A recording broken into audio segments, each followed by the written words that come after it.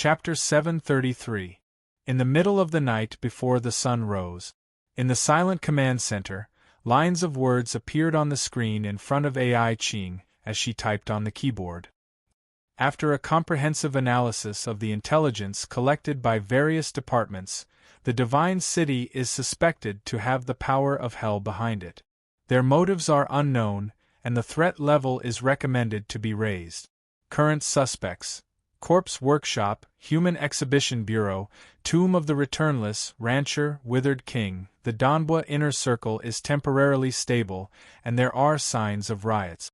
Future forecast may be chaotic, but there is still a need to observe during this period. Involves the interim meeting of the P5. When she wrote about the interim meeting of the P5, AI Ching's fingers paused for a moment, hesitating whether to delete this line.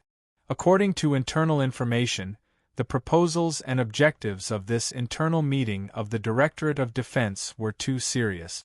If the changes in the Donbua inner circle were connected, the situation may be further complicated.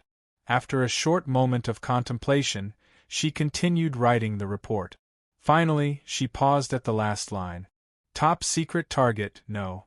S09. In the silence, AI Ching's fingers hovered above the case, pausing for a long time. Finally, slowly and surely, she wrote a conclusion, temporarily untraceable. Just like that, she pressed the send button. There was a soft sound on the table. The number on the counter changed. 7. AI Ching sighed silently and closed her eyes tiredly. This time, they were even. In the middle of the night, in the hospital, Huaishur inexplicably woke up from a dream. To say that he woke up with a start was very problematic, because there was nothing that could affect the quality of a young arbiter of life's sleep and make his soul spontaneously wake up from a deep sleep. It was not a stress response, but some changes that triggered the stigmata and perception to naturally make him open his eyes, and then, he saw a pair of dark eyes. Almost within reach. "Did you miss me?" She smiled and asked softly. Huaishur froze in place and almost screamed. "Ghost." Immediately, he reacted. "Oh, it's Tongi, then it's fine." Huaishur rubbed his face numbly. He couldn't figure out why she woke him up. He could only sigh helplessly. "Why are you floating in the air? Are you trying to scare me?" So calm? When he woke up and saw his big sister's face, shouldn't he be blushing and his heart racing? How disappointing! Tongi looked down and smiled. "Besides, I'm not floating. I'm standing properly." "Well, I'm just a little closer." Huaishur followed her line of sight and met with an obstacle. He turned around and finally saw, to a certain extent, she was indeed standing on the wall beside him. It was as if there was no such thing as gravity. Not even a strand of her hair was floating down, and the hem of her dress stayed where it was supposed to be. How did he do it? He was a fool. But in order to prevent her from throwing out some strange settings to attack him, he could only pretend that he was used to it. He put his body back in its original position, face to face, and asked seriously, "What is it? Can't I look for you if there's nothing?" Tongi looked lonely. "I just want to find someone to talk to. Why do you dislike me so much?" "Ha, woman." Huaishur was unmoved. He even had time to look at the balance in his account. His money was still there. Huaishur suddenly became more and more surprised and incredulous. It was as if the sun had risen from the west. The world seemed to have suddenly become a fantasy. Tongi actually stopped robbing him? He was stunned for a long time. He looked at the woman in front of him uneasily and asked with concern, "Are you okay?" "I'm very good, very good. I even gained 200 grams. Sigh, I still need to drink less milk tea." After that, she put the milk tea in her hand to her mouth, took 2 sips, and handed it over. "Do you want it?" Huaishur's eyes twitched. He was about to refuse when he heard her sigh. "Speaking of which, don't you feel that something is wrong?" Huaishur didn't understand. Tongi shrugged and took a step back. Well, she floated up a little, giving Huaishur some breathing space. "You might have misunderstood. Although I came at the right time, I didn't wake you up. She looked at Huaishi's phone regretfully. You were already awake before they were ready to make a move. Huaishi frowned. He raised his hand and flipped open the Book of Destiny. He quickly flipped through his experiences in the past few days. Then, his frown deepened. He felt that something was wrong, but he couldn't tell. The page numbers in the Book of Destiny were no longer coherent. His memories seemed to have changed and were forcefully pieced together. The originally coherent matters had become loose. Moreover, some of the contents were different. Wasn't he still tinkering with Qian Yi and Long Air to fight against Xing Tianmu? Wasn't there an internal conflict between the 5 bosses? Why did it suddenly? The words on the Book of Destiny suddenly blurred. Soon after, large sections of blacked-out and deleted contents quickly appeared. Huaishi felt as if he was struck by lightning. Those blurry memories quickly changed. Very soon, they shrunk from their fleeting state to their current state. He was drenched in sweat. What the hell? This was the first time he had encountered such a phenomenon. Logically speaking, only he had the right to change the Book of Destiny. To be exact, only Tongyi existed as a branch. Without this pen, no item should be able to change the Book of Destiny. However, his destiny and records had silently changed. Could it be that other than himself, there was something else in this world that could affect the celestial genealogy's source code? Don't think too much. There's no problem with the Book of Destiny. The only problem is you, Tongyi explained. The records of the Book of Destiny are indeed unchangeable and have the highest priority. However, in reality, its power is limited by its observation point, which is you. Everything is recorded from your point of view. What it witnesses is everything you have experienced. If you can become a natural enemy in the future, it might be able to add in other people's perspectives that are related to you. Similarly, if what you have experienced changes, then the content will naturally be different. What do you mean? Huaishi didn't understand. It's very simple, Tongyi said. It's just that the time has been changed. Huaishi felt that he was hallucinating. Tongyi said calmly, someone used the power of the Bifrost to perform a time jump and revise the events. Although it's a very small part, it still caused the distortion of the present situation to increase. Well, it's obvious that the other party was quite restrained. In order to reduce everyone, they didn't implicate too many people. Probably only close to 2,000 square kilometers of Greenland was eternally desertified. It should be 2,900 now. What the hell? Huaishi was stunned. He felt that everything was getting more and more mysterious. What the hell is this? Let me think. If I explain it in a way that you can understand it, load the file? Tongyi thought for a while and said seriously, it's not satisfied with the original plot development. It violated the rules and made corrections to the details in an attempt to get a different result. Unfortunately, a person's power is limited after all.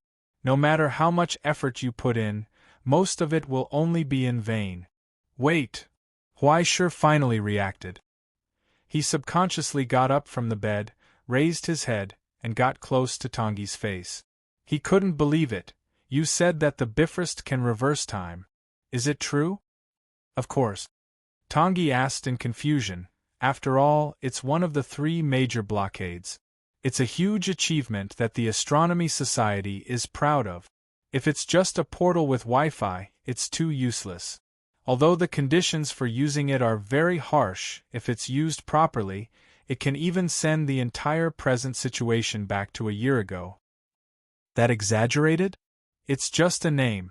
Although it can be achieved according to calculations, the cost of interfering with the scale of the entire world and the burning of the source substance is something that even the entire present situation can't afford. I'm afraid that the present situation will collapse before the teleportation is completed. At that time, what's the difference between a pile of ashes and a year ago and destruction? Therefore, the things that those lunatics in the Utopia researched were either of little value or of wonders. Each one was more prodigal than the other. However, limited by the cost, although it can't be used on a large scale, if it's cut a little and the expectations are lowered a little, there will occasionally be unexpected surprises. Thus, what was achieved was the miracle of time jump. At the cost of the eternal vitality of the entire green space and dense forest, the entire area was completely turned into a desert. The source substance and future heat were extracted to send a person's consciousness and soul back to their own body 24 days ago. Therefore, secret personnel such as the Doomsday Sentinels were born. In the Book of Destiny, when the quill pen reached this point, it paused for a moment and tapped on the page. The large paragraph of text suddenly became thin, as if it was in between existence and non-existence. With the god's wedge in hand, Tangi could temporarily avoid the Astronomical Association's confidentiality measures such as the silencer stone tablet and mimetic blockade. However, she still couldn't continue to write in detail. She could only give Huai Shi a general understanding. After a long time, Huai Shi came to a realization. In other words, the Astronomical Association reloaded the file in order to save the Danbua inner circle? What are you thinking about? Tangi glanced at him with a strange expression. This isn't cost-effective at all, okay? Do you know how precious a soul that can be born to resonate with the Bifrost and withstand the reversal of time is? Every time such a precious consumable is discovered, it's a treasure of the Astronomical Association. It's 10 times more precious than the entire Danbua inner circle combined. How could it be wasted in such a place? Then, of course, it's against the law and acting on its own. Tangi shrugged sympathetically and seemed to be implying something. I'm afraid that a retired police officer bypassed the Astronomical Association and directly forced the resonance to trigger the jump mechanism. Although I don't know what kind of price he paid, it definitely wasn't easy. Wait, you're not talking about that bastard Yu Dongri, are you? Huai Shi suddenly realized, and his whole body went numb. I was wondering how he knew that I was a spy. It turns out that this bastard dares to cheat in addition to cross-dressing. This is simply outrageous. I'll twist him and send him to the Astronomical Association tomorrow. After being angry for a long time, Huai Shi finally remembered. That's not right. What exactly is he after?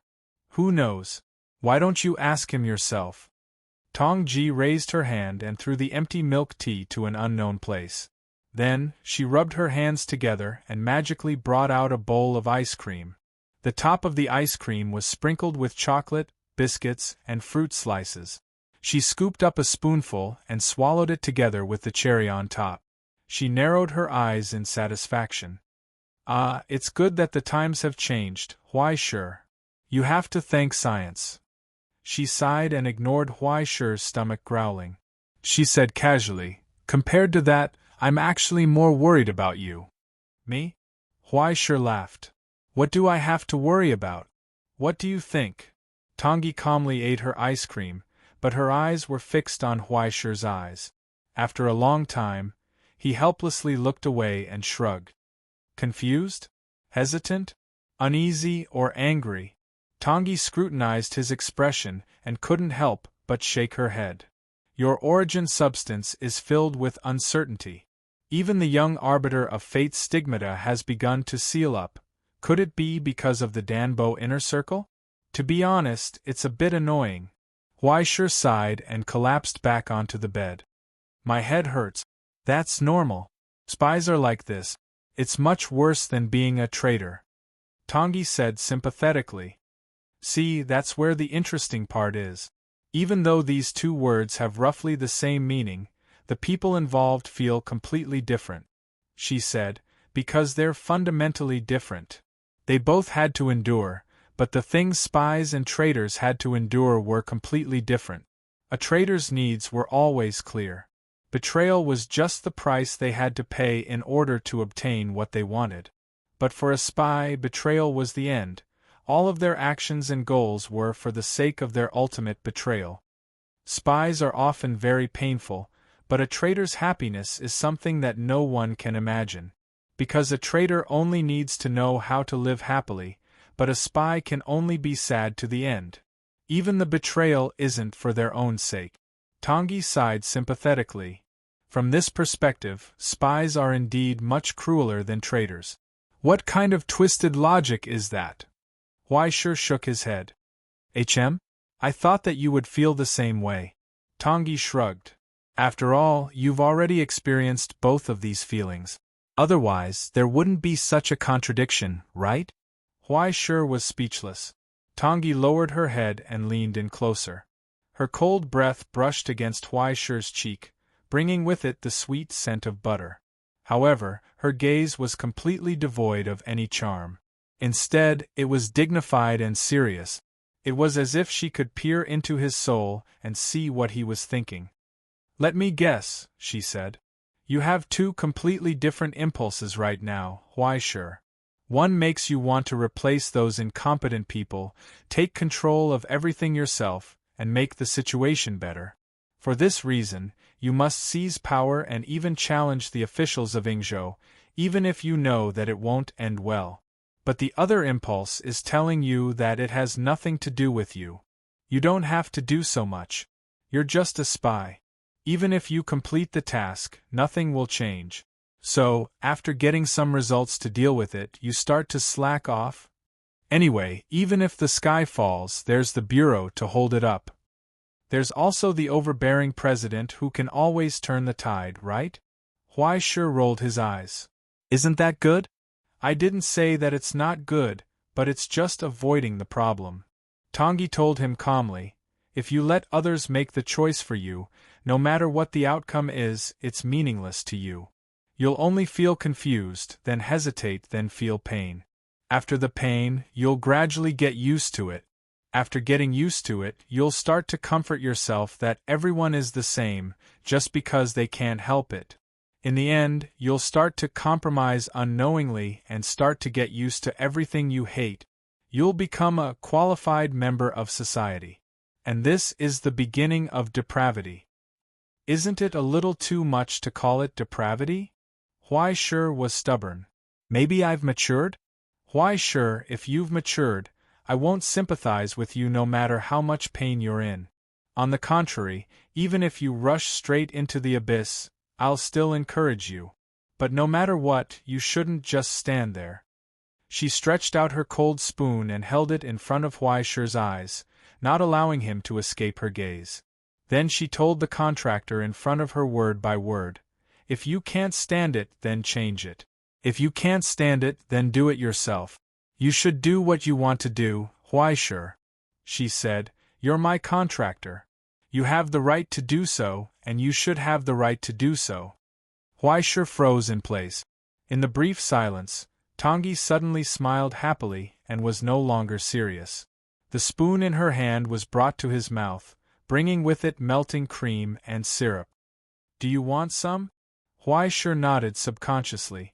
The taste was as sweet as expected, with a hint of bitterness. He didn't know whether it was because he had finally relaxed or because he had made up his mind, but his originally tense mind gradually relaxed and he felt sleepy. Before he closed his eyes, he watched the figure in front of him gradually disappear. He couldn't help but call out to her. Tangi, Before she turned into a blackbird, she looked back and looked over. I'll try. Huaishur told her seriously, thank you. You're my contractor. You're welcome.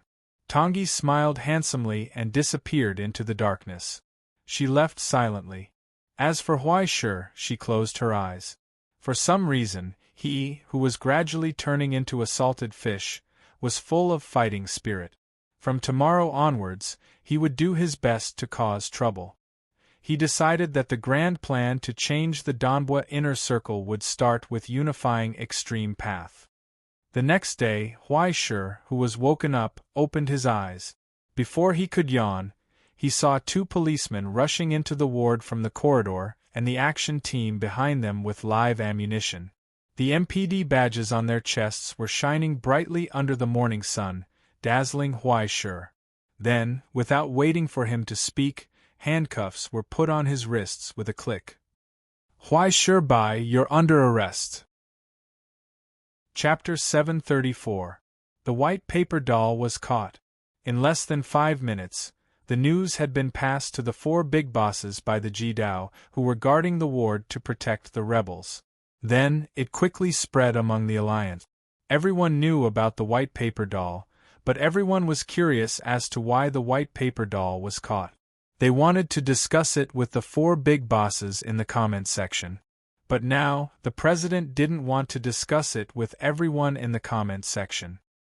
He even stuffed a few guys who spread the news the most fiercely into cement balls and sank them into the bay.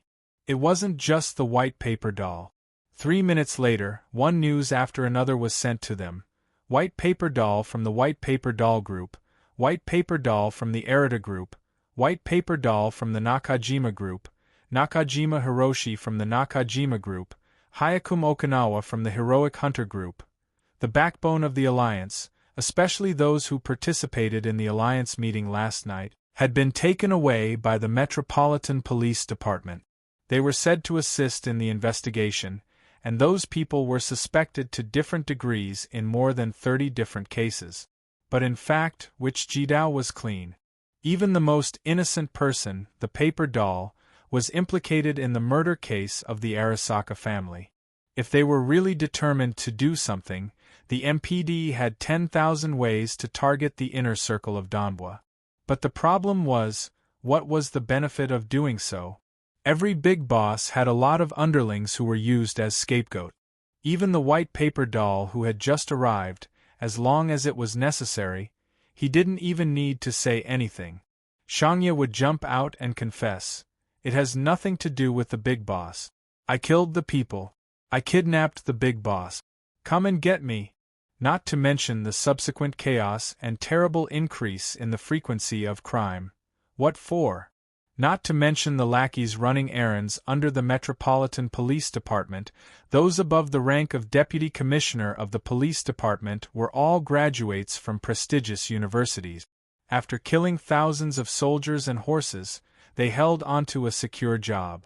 They were the elites of society who could retire with a large sum of experience and annuity. Wasn't the job of a civil servant in Ingzhou good?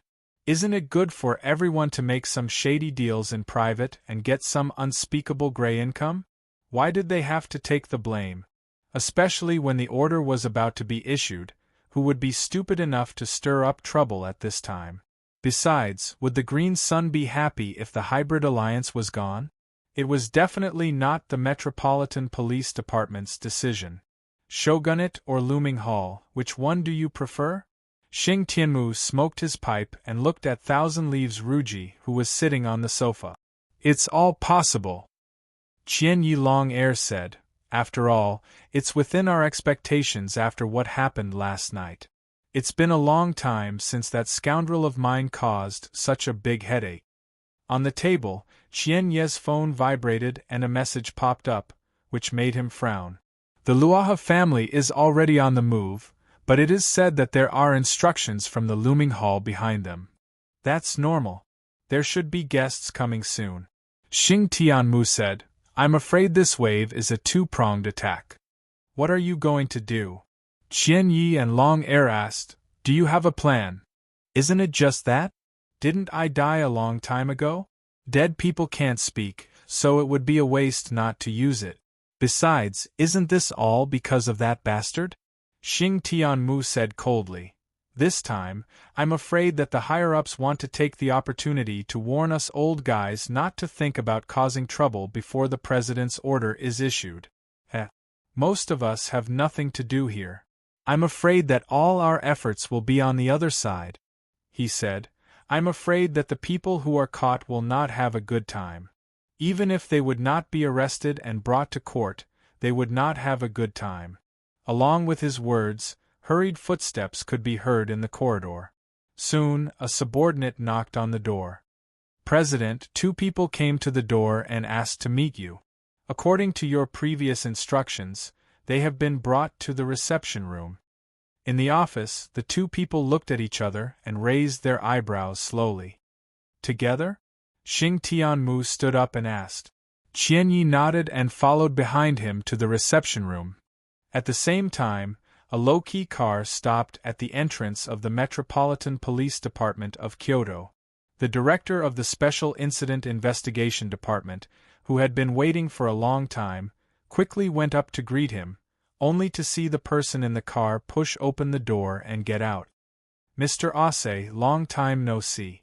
The director bowed, only to see Mr. Ase, who was usually serious, waving his hand in a hurry. He didn't even have time to reply and opened the back door. A figure that he had never seen before walked out of it and stood under the steps in front of the Metropolitan Police Department, looking up at the tall building in front of him. "You look decent." Ase bowed and nodded, giving the director a look. The director was stunned for a moment and immediately bowed his head respectfully. "Welcome to the two of you to guide the work. There's no need to say anything unnecessary." The distinguished guest who had just gotten out of the car retracted his gaze and glanced at them. "Time is limited. Don't waste it." The plain gaze made the director feel a heavy majesty. A drop of cold sweat oozed from his forehead, and he couldn't help but answer, "Yes, please follow me." He led the two of them all the way into the Metropolitan Police Department. After hurriedly walking into the elevator, the director finally had time to look at Ase, who represented Looming Hall to contact the Metropolitan Police Department.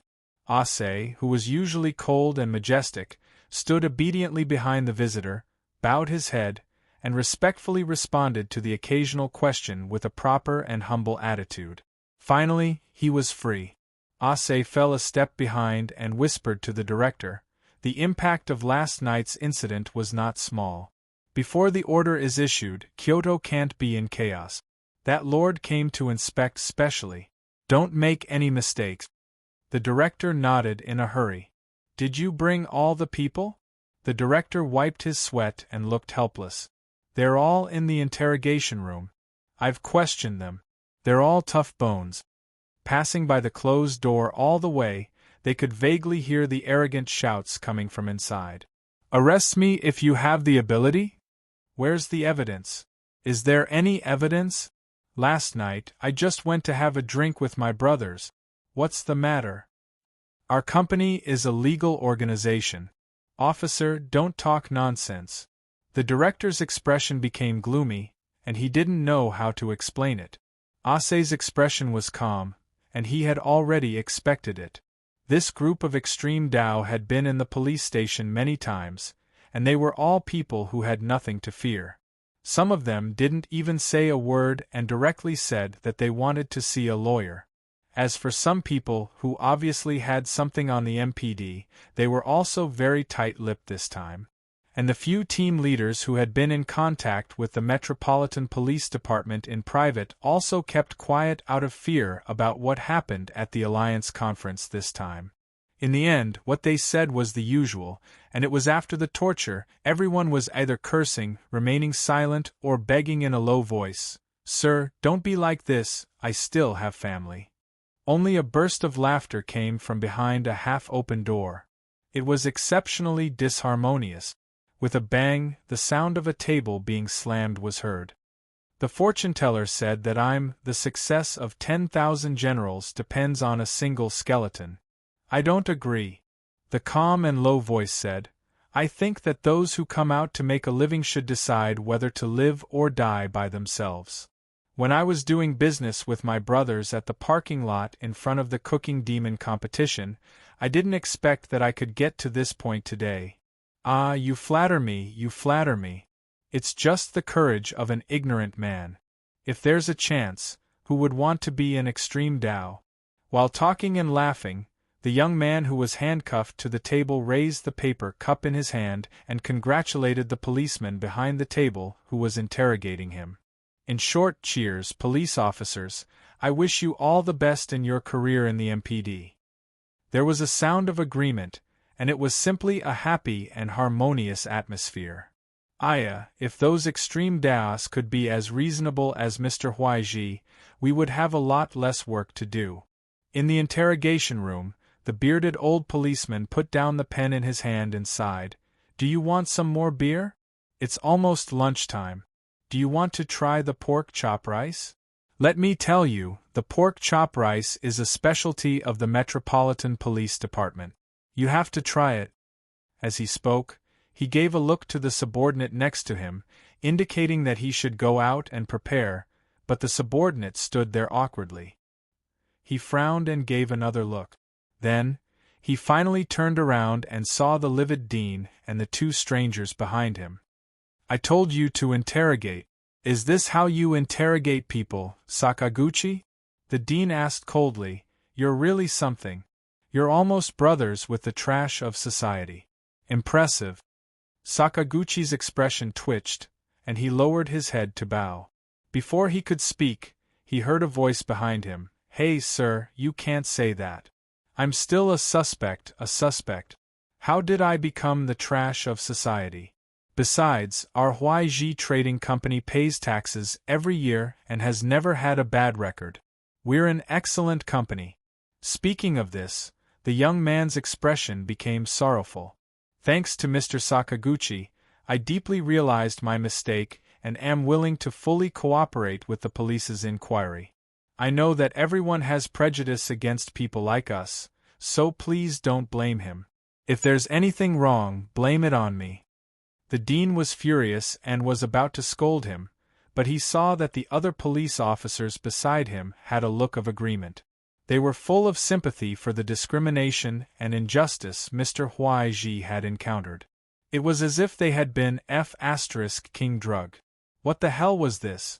The dean was about to fly into a rage and let this tramp see who the boss here was, but Ase, who was behind him, pressed down on his shoulder. Don't lose your composure. This is not an ordinary person. Ase sneered.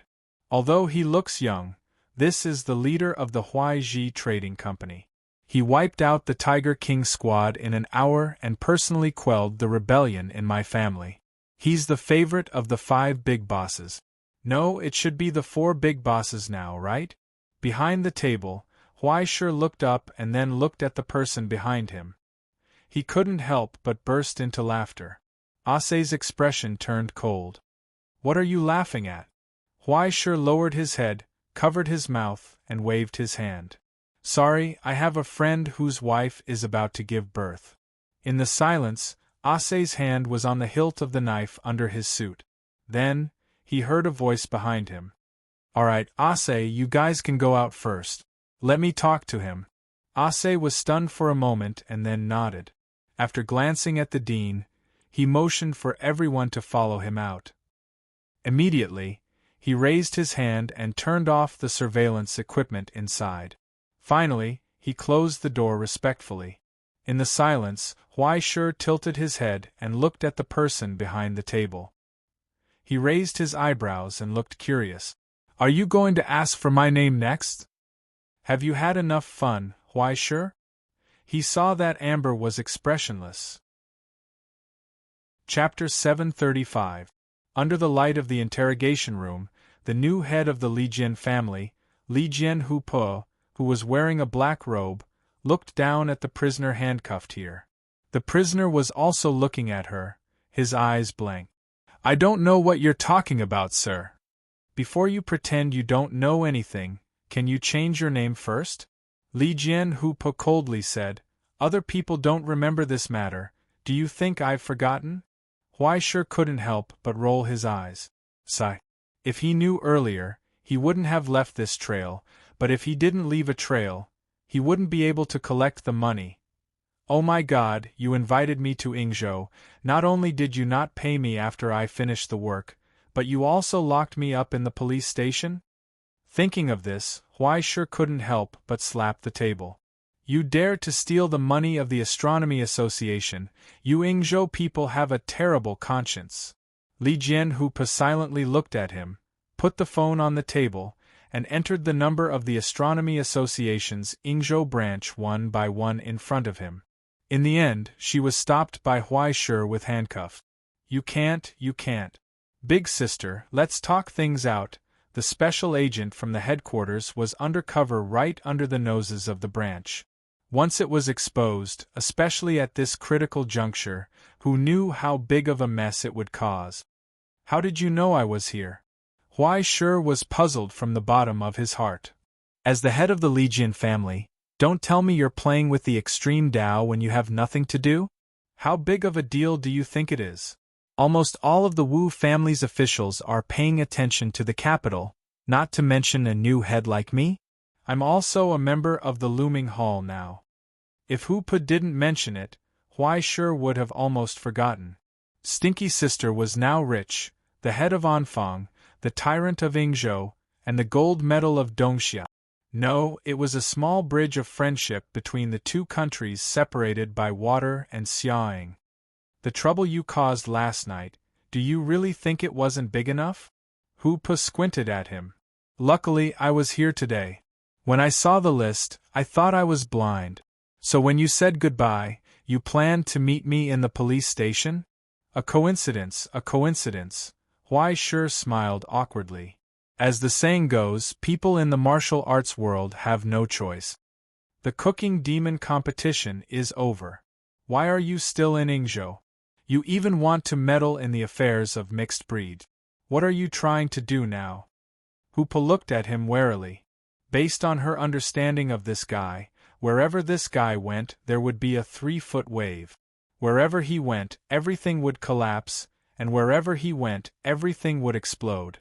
After finding out that he was wandering around the capital, Hu Pa was so scared that he almost wanted to increase the security of the imperial palace.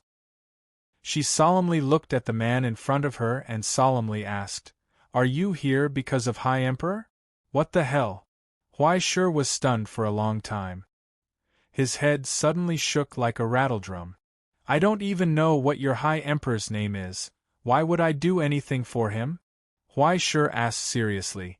"I'm the Prince of Paradise. Why would I do something like this for you?" If anyone else heard Huai Shi's disrespectful words, they would probably arrange for peanuts to be killed. However, Hu Pa, who was a trader of Eastern Xia, didn't care about this at all. He continued to ask, "Then it's because of those mixed breeds? You just think of it as school business." Huai Shi thought for a long time, but he didn't know how to explain. His expression became complicated, and he instinctively wanted to light a cigarette. It was a good thing that there was a signal blocking in the interrogation room. Otherwise, he wouldn't know how to deal with AI Qing right now. School business. Hu Pa flipped through the report in his hand and casually asked, "I heard that you're very close with the daughter of the Heavenly Mu family. You're almost sleeping on the same bed?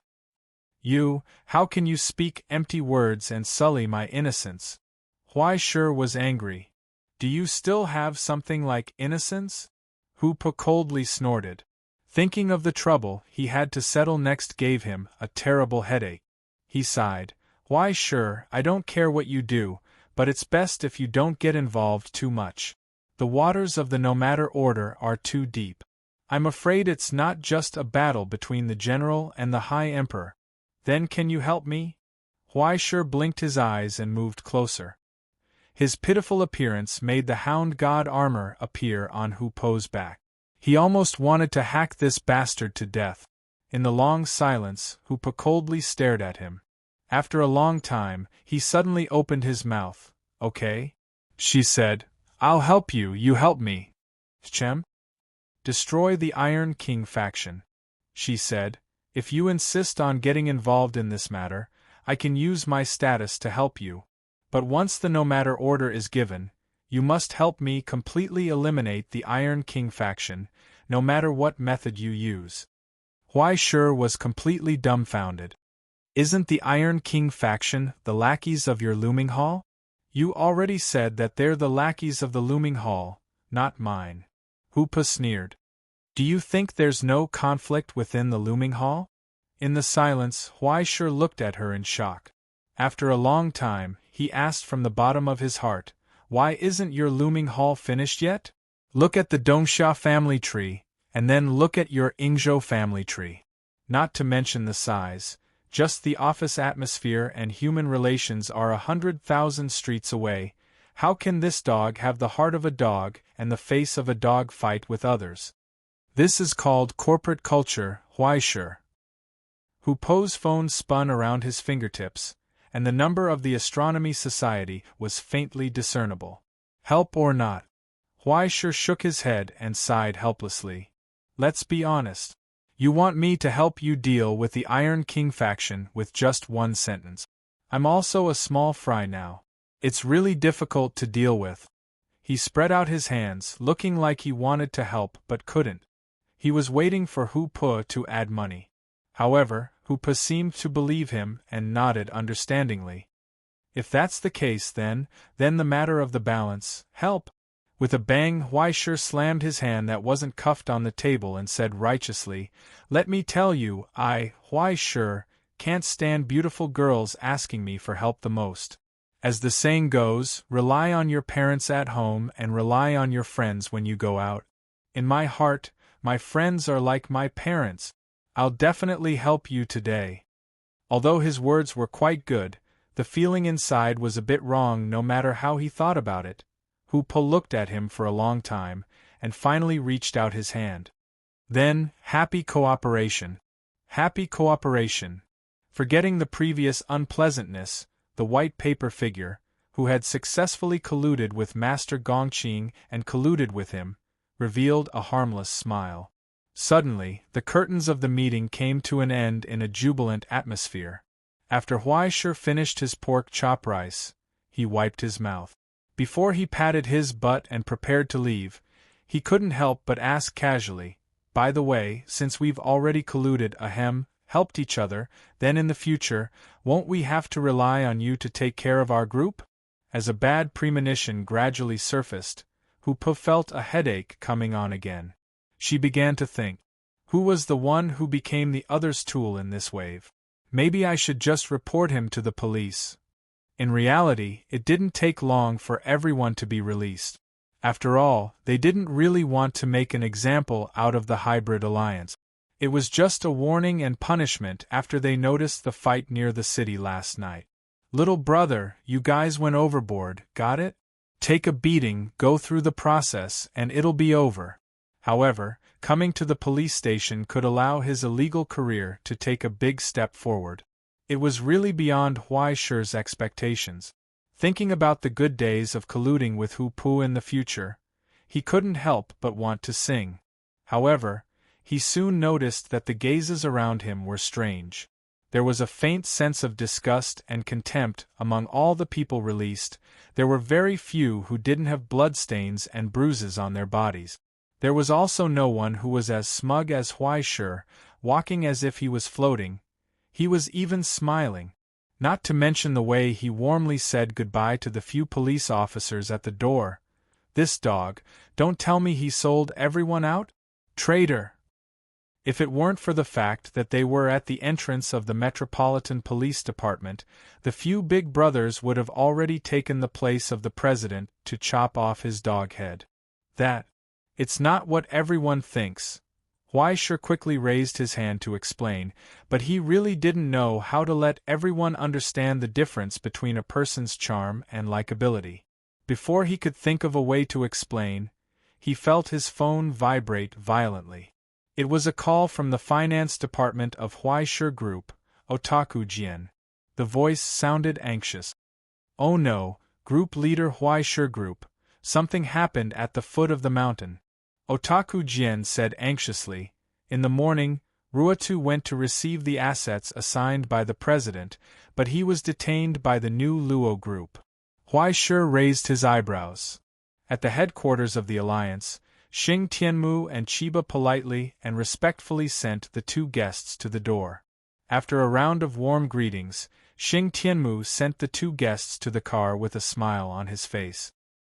He waved his hand and watched the car gradually disappear into the distance until it disappeared at the end of his vision. His smile gradually disappeared.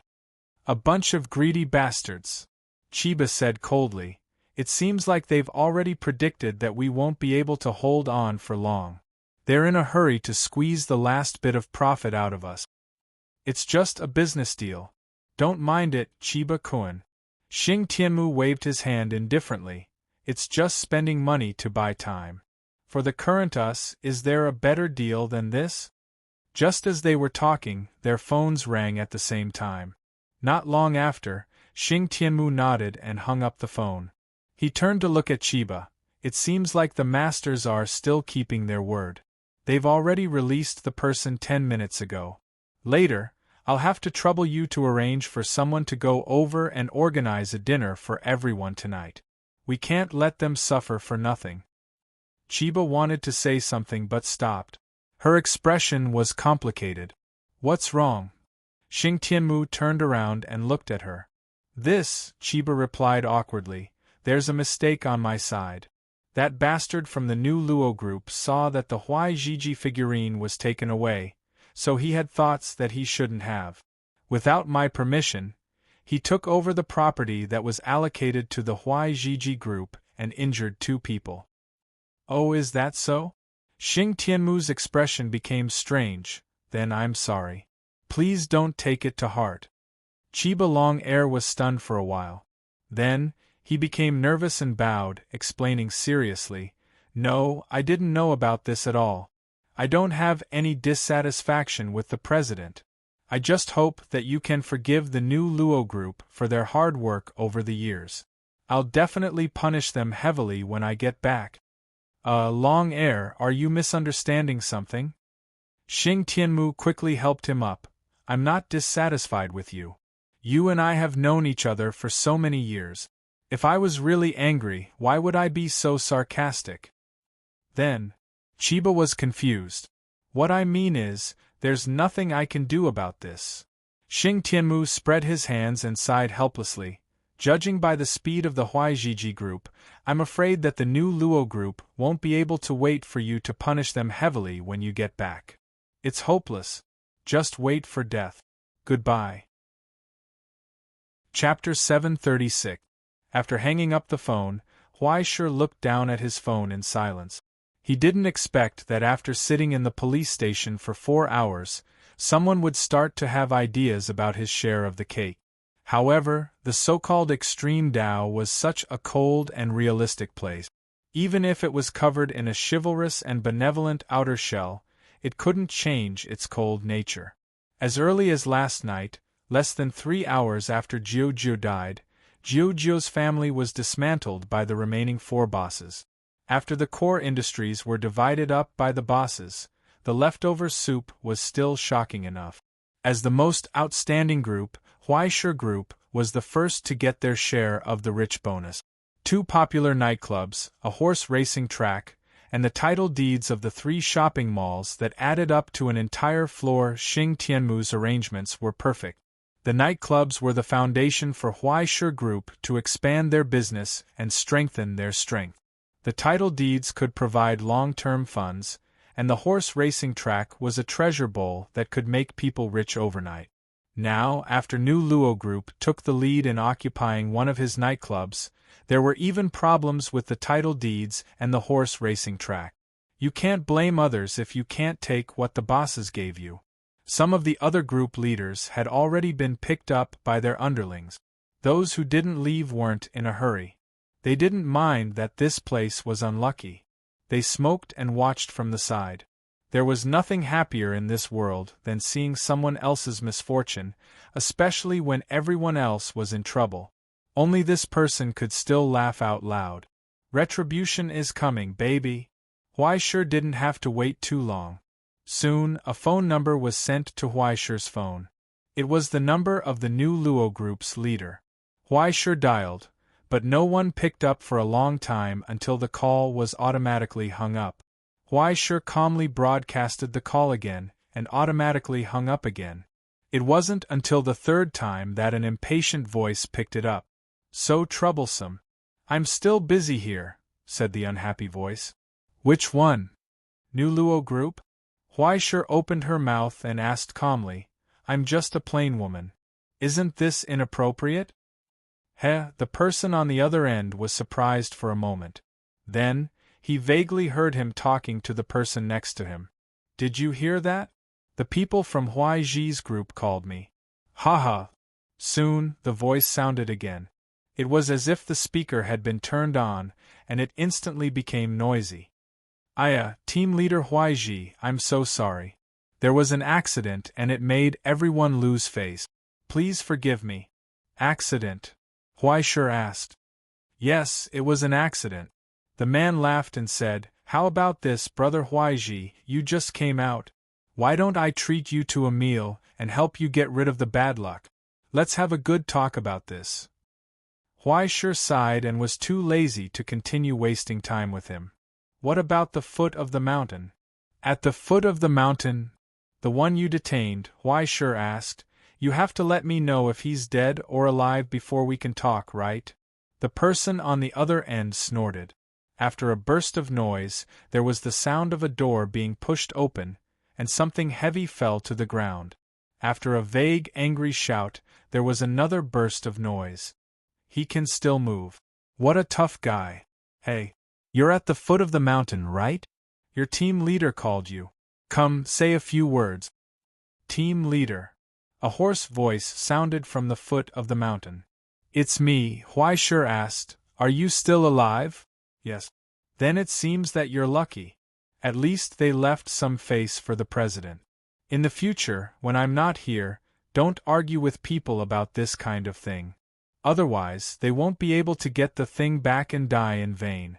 Do you think the funeral is free? Huaishir coldly reprimanded him and told him, Have a good rest. Leave the rest to me. With a bang, there was a faint, muffled groan. Soon, the voice sounded again.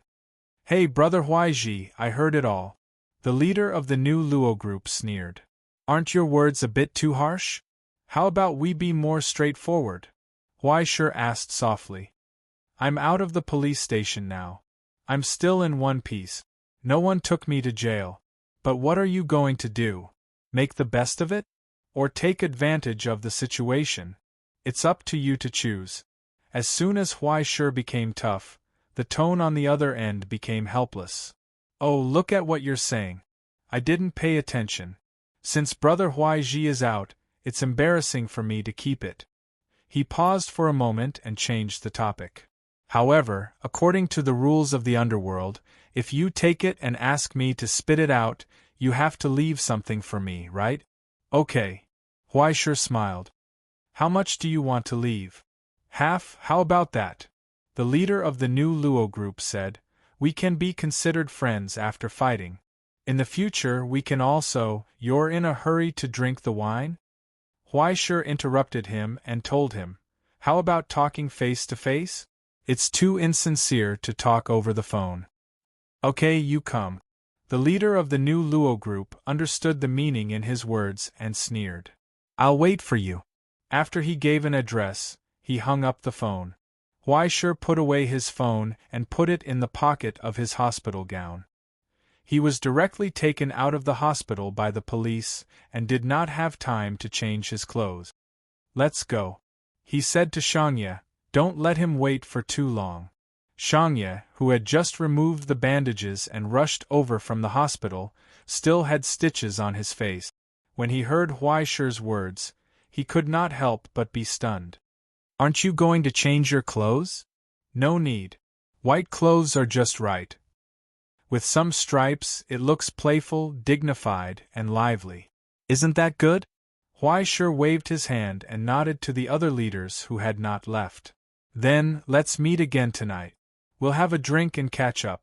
Watching Huaishir get into the car, the people who stayed behind looked at each other. Next, there would be a good show to watch. The meeting place was called Cicada Live House. It was one of the most popular nightclubs in the Dongshan district of the capital. At the same time, it was also the place that Xing Tianmu had assigned to Huaishir Group. After robbing Huaishir of his things, he asked Huaishir to meet at his place. Shangye knew that this meeting would not end well. After calling for someone, before getting out of the car, he took out a pistol from the toolbox, checked the bullets, and put it in his pocket.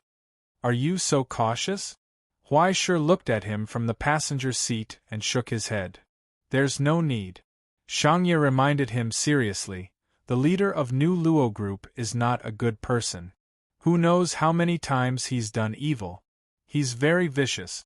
Boss, you have to be careful. Is that so? What a coincidence.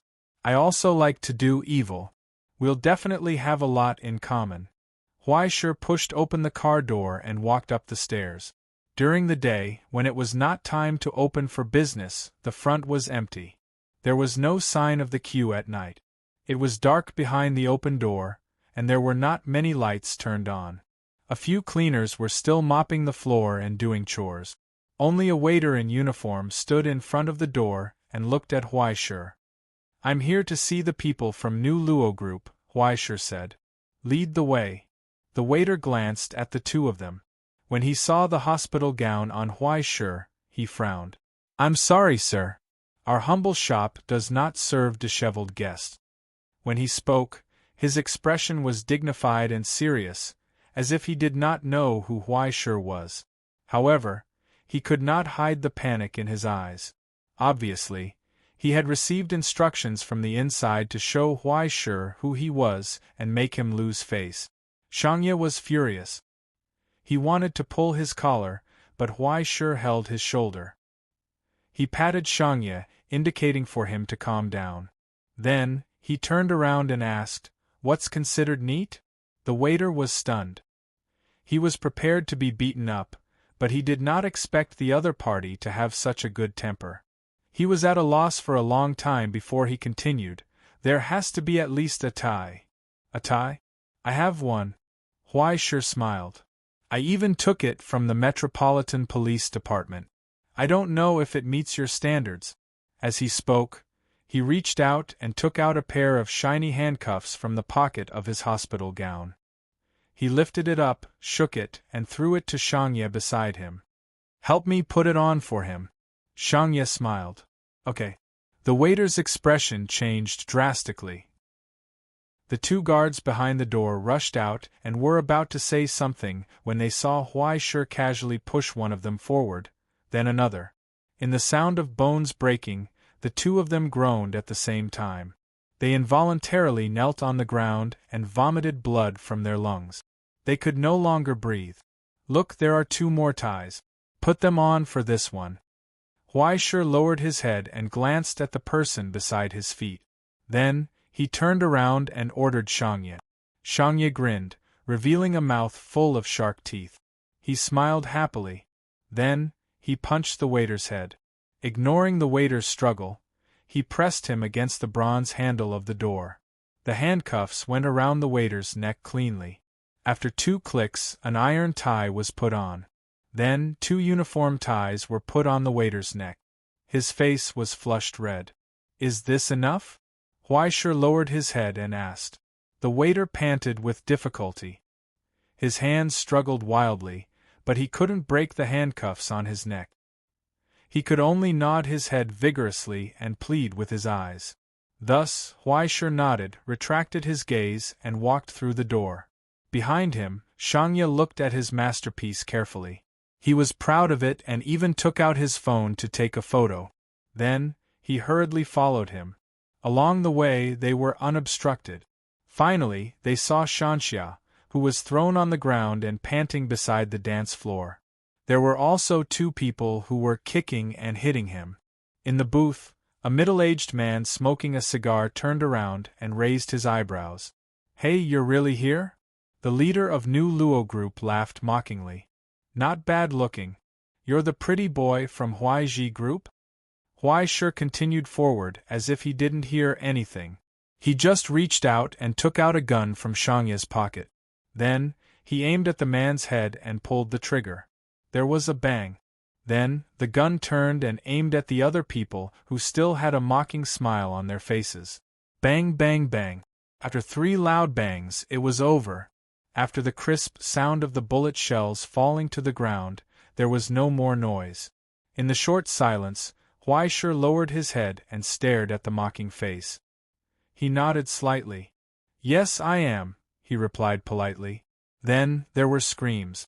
Not far away, a few people collapsed on the ground. There were also people who wanted to rush up and take revenge for their leader. Shangye had already taken the gun from Huaishir's hand and showed them the shark teeth he was so proud of. In the blink of an eye, the fire lit up and went out. When the extreme Dao experts who were lying in ambush rushed out, everything was over. Only that man sat on the chair next to the corpse. He picked up the whiskey on the table and drank it. After putting down the bottle, he looked at them. We're done talking. Both sides are satisfied with the result. The devil-like man sat in the dark. He raised his beast-like eyes and asked softly, "Now, is there anyone else who wants to talk to me?" Chapter 737. At this time, someone should stand up and shout, "Take revenge for our team leader." Then, everyone should be motivated to take revenge for their team leader and fight it out with the despicable people from Huaiji Group. But when that pair of eyes looked at him, even the air seemed to freeze. No one spoke. They were frozen on the spot. Even if they had 10 times more people and 100 times more firepower, does anyone have any objections? Huaishur asked. I prefer to speak frankly. If there's anything you're not satisfied with, you can say it directly. Along with his words, a scream came from outside the door, followed by the sound of heavy footsteps. The members of Huaishur Group had already entered with their guns and cannons. They took control of everything from the outside to the inside. In the silence, no one spoke. Only the sound of blood dripping on the steps of the dance floor could be heard. The scarlet color spread and reflected in the man's eyes. The fleeting scarlet color seemed to have incredible magic, revealing the ferocious nature of the evil spirit under the exquisite disguise. It accumulated brutality and power, waiting to be released and liberated. It only needed a small spark. After some time, someone took a step back. Then, there was the sound of a knife falling to the ground. Under Shangya's shout, everyone gradually put down their weapons and raised their hands with ashen faces. Very good. It seems that everyone is reasonable. Huaishur nodded. Then, is there anyone in charge here? The leader of New Luo Group is gone. Ruatu, right? Who is he? Everyone looked at the man behind the crowd. The man's face suddenly turned ugly. He opened his mouth and wanted to say something, but in the end, he closed it. He pushed the people in front of him away and walked forward. I'm him, he said. Huaishur looked down at the beer bottle in his hand and suddenly asked, Did you hear what I said to your team leader before? Ruatu nodded with a pale face. Very good. Then let's do it. Huaishur nodded. Just like what I said before, according to New Luo's last wish, half of the store's revenue will be given to him in the future. How much will it cost to buy it all at once? On the phone, Takashi pressed the calculator for a long time before he said, According to the previous turnover and estimates, in 4 years, excluding the other shareholders and operating expenses, we can earn about $40 million in the most ideal situation.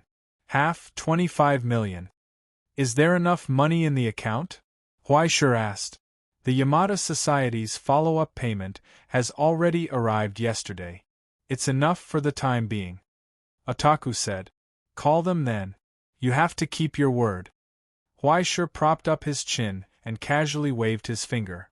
Hire a few more eminent monks for him, buy a few Dharma names, and find a good place for him to go to paradise.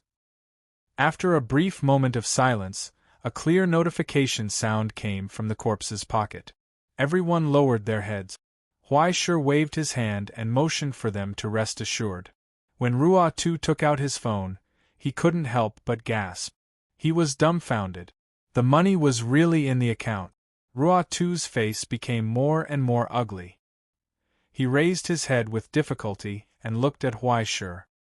He didn't think that the man in front of him was a righteous man or a saint who kept his promise, nor did he really think that he was a good man who kept his word. But no matter how he thought about it, he couldn't understand why did he still have to do this. In the dead silence, Huaishur picked up the second bottle of bourbon that the waiter sent over with trepidation.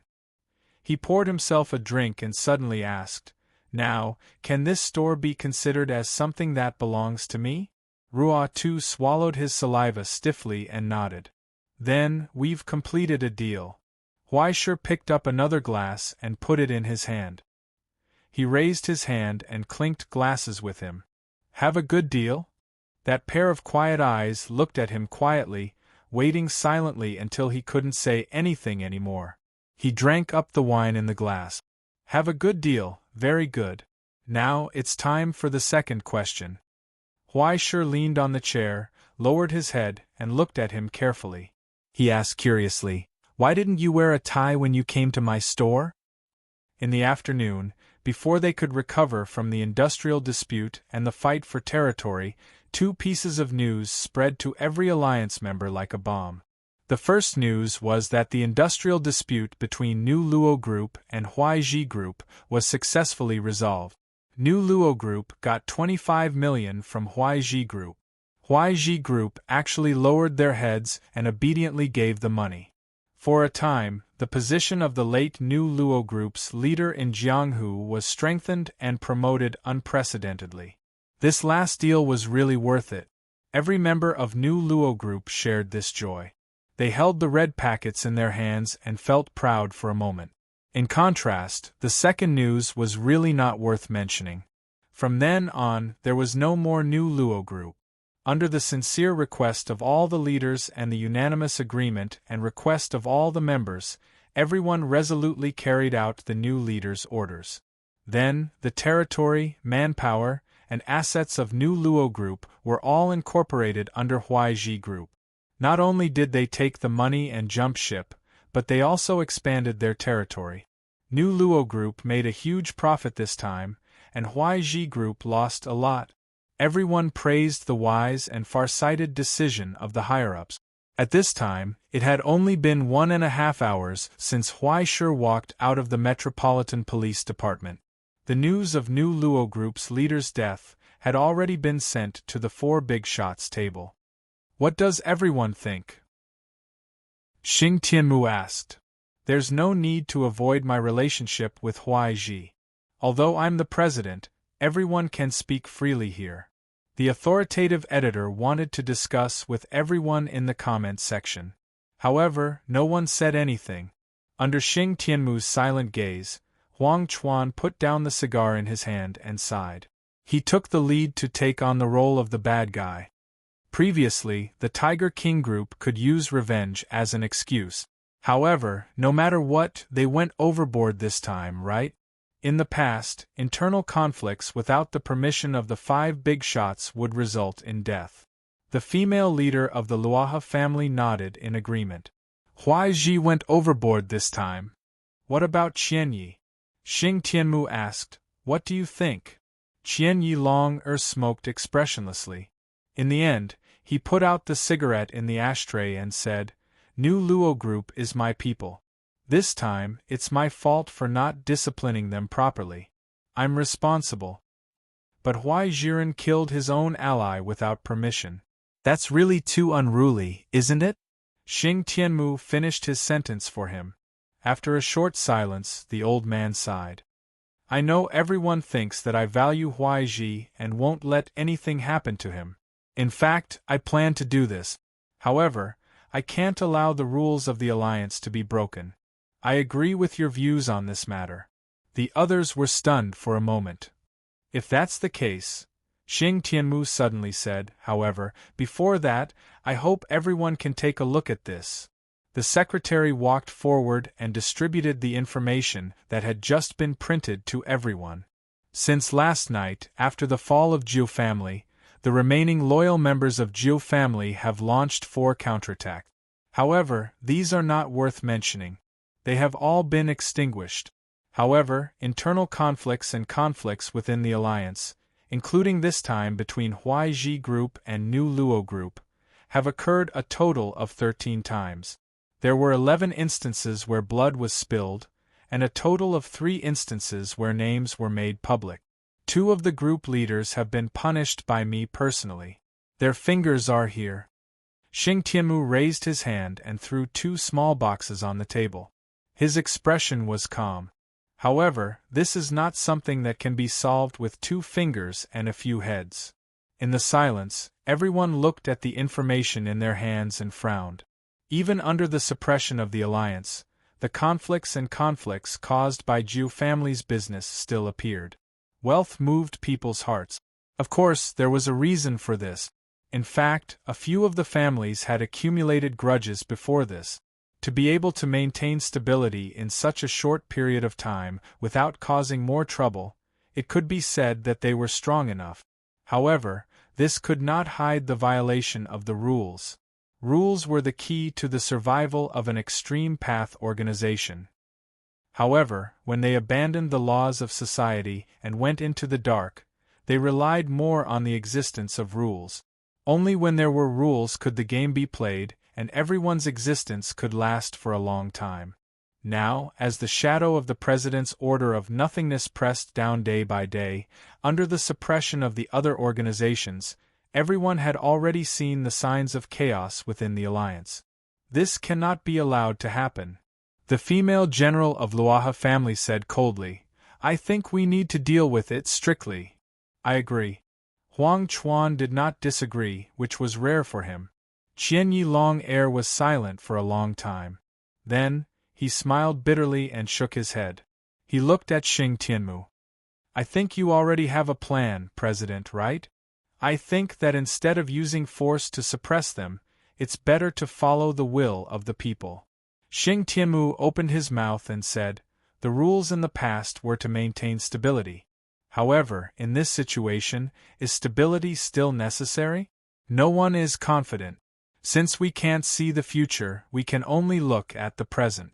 Even if we suppress this wave, what can we do? It's better to let it go.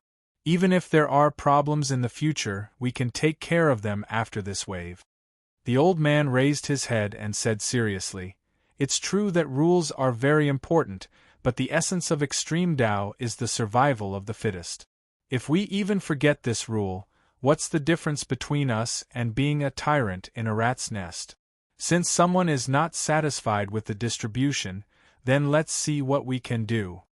Huang Chuan instinctively wanted to object, but he did not say anything.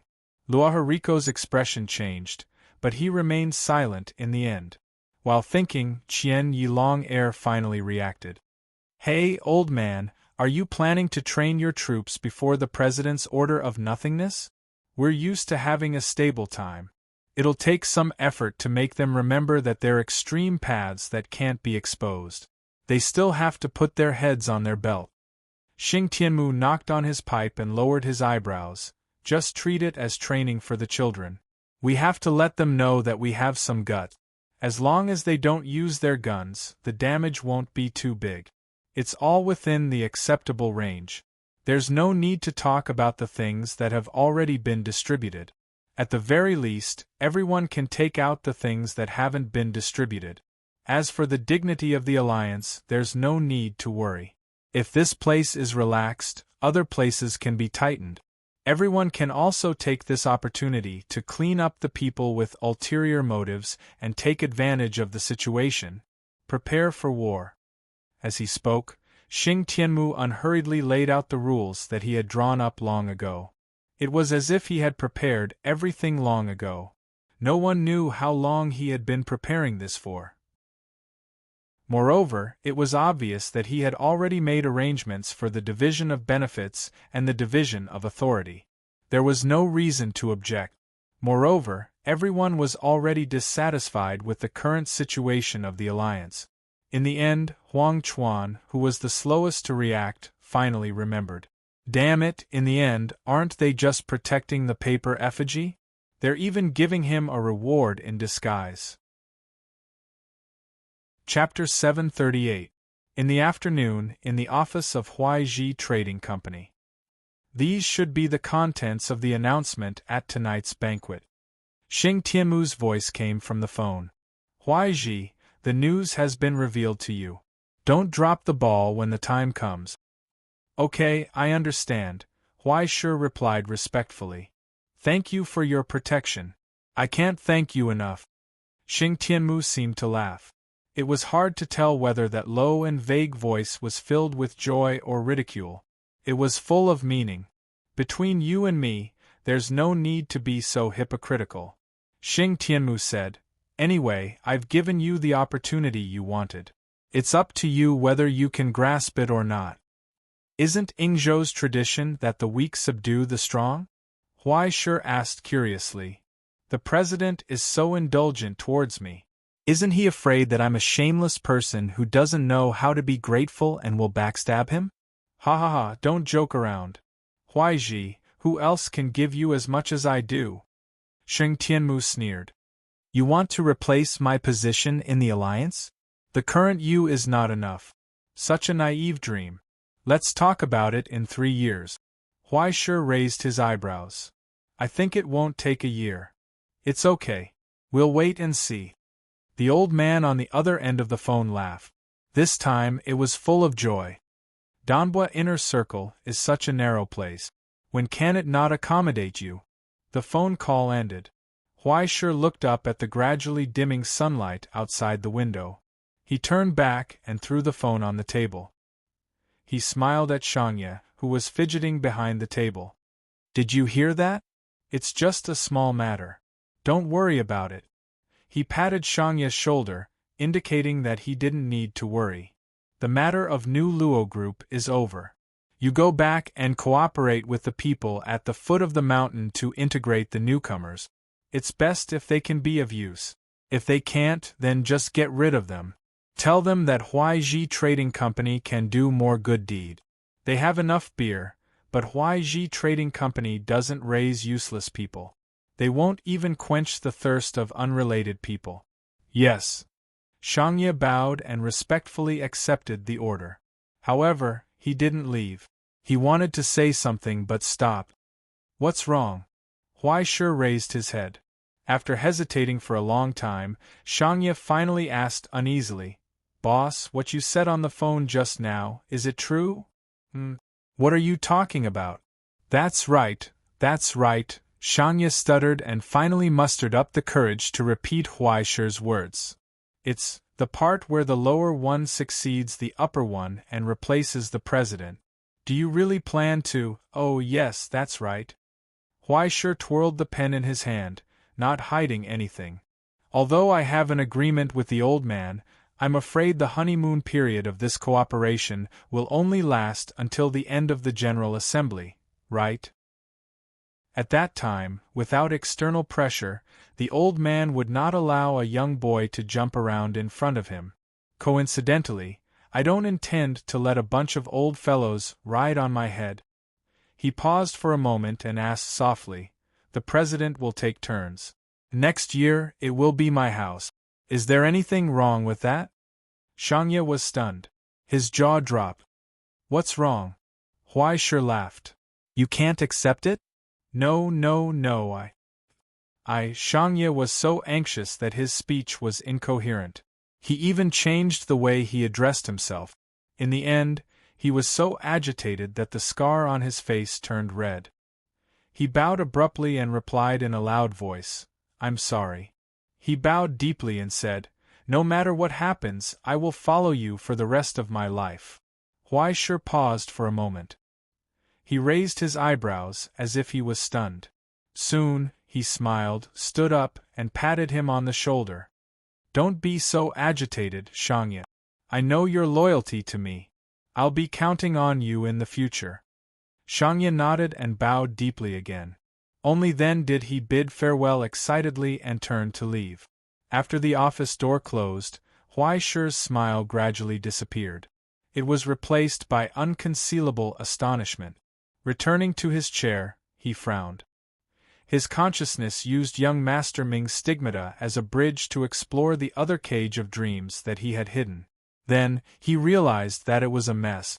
While he was busy under cover, Huaishir did not pay attention to the group of crows. As a result, they had completely gone crazy from playing. Every day, they would secretly disguise themselves as normal crows after using source substance and blend in with the local crows.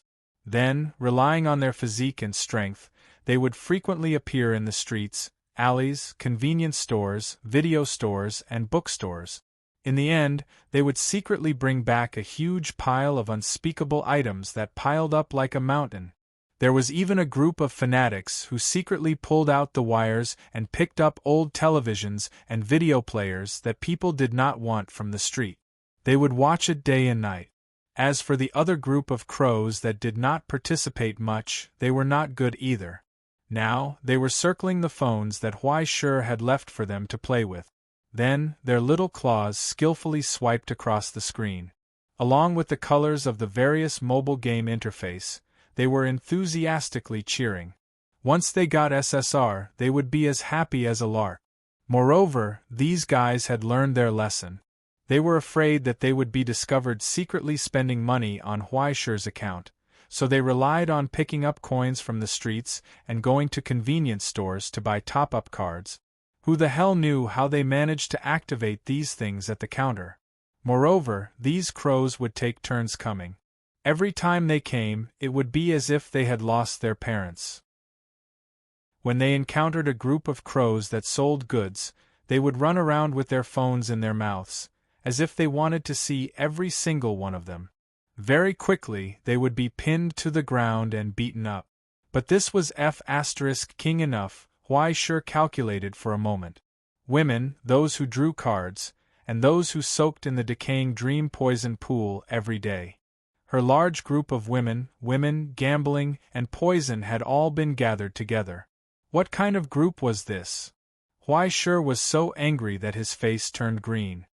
He wanted to immediately start a rectification movement, but now, he did not have the time to do that. Most of his energy was focused on the lower level of the dream cage, the newly opened area. Within the projection of young Master Ming's stigmata, a group of vague human silhouettes appeared. The degree of clarity varied, but one of the clearest faces left a deep impression on Huai Shi. Wenno. Damn, why is his projection here? Huai Shi was completely dumbfounded. The cage of dreams was bound to his stigmata, and Wenno's projection appeared here. This meant that he was already within the range of young Master Ming's destiny. What was going on? Isn't this very simple? Tongyi's figure appeared beside him. Her smile became strange. Don't tell me you've forgotten, Huai Shi. The growth of a child is a symbol of the growth of a child. The growth of a race can be placed above the infernal realm, but why can't it be placed above humans? The beast trait itself had the characteristics of the abyss. Didn't Maki Richimi prove this before? She was only able to step onto the path of ascension because of your guidance. Now, young Master Ming's destiny also has a part of her. You mean? Huai Shi was dumbfounded. Speaking of which, in Ingzhou's extreme Tao, the word kinship is not only a form of respect for the boss, but also a form of father. Tongyi's smile became more and more gloating. Those are your children, Huai Shi. Ha ha ha ha ha. That's not right. Why wasn't there before? Huai Shi couldn't understand at all. Do you know how much weight an ascender's soul can carry with it, the weight of a normal consciousness? Previously, the Huai Shi group was the size of a pigeon's egg. There were 5 or 6 people, 7 or 8 guns. Taking everything into account, there were more than 100 people. Tongyi said. After you merged with the new Luo group, the Huai Shi group's existence barely reached the standard of a race. Young Master Ming regarded them as a whole and included them in her range. Huai Shi stared silently at the projection of the Huai Shi group in front of him. After a long time, he slowly raised his head as realization dawned on him. In other words, that's right. Once they pledge their loyalty to you, the members of the Huai Shi group will definitely be included in young Master Ming's destiny. This will not only increase young Master Ming's strength, but also strengthen your control over them. Tongyi whispered softly into his ear, just like a demon's whisper. You don't need me to tell you what to do next, do you, student Huai Shi, the level 12 illegal organization? It was as if a brand new door had been pushed open. Huai Shi's eyes lit up. After a long time, Huai Shi opened his eyes from his nap and raised his hand. After the young Master Ming's sacred mark broke through the disguise, the origin substance stirred, calling for the cage of dreams in the distance to descend and fall into his hand. Huai Shi's hand shook slightly, and from the empty birdcage, wisps of white mist spread out. The bubbles from the decaying dream gradually spread, quietly covering the entire Huai Shi group. The origin substance fluctuations quickly disappeared along with the birdcage. Huaisher still felt that it wasn't enough.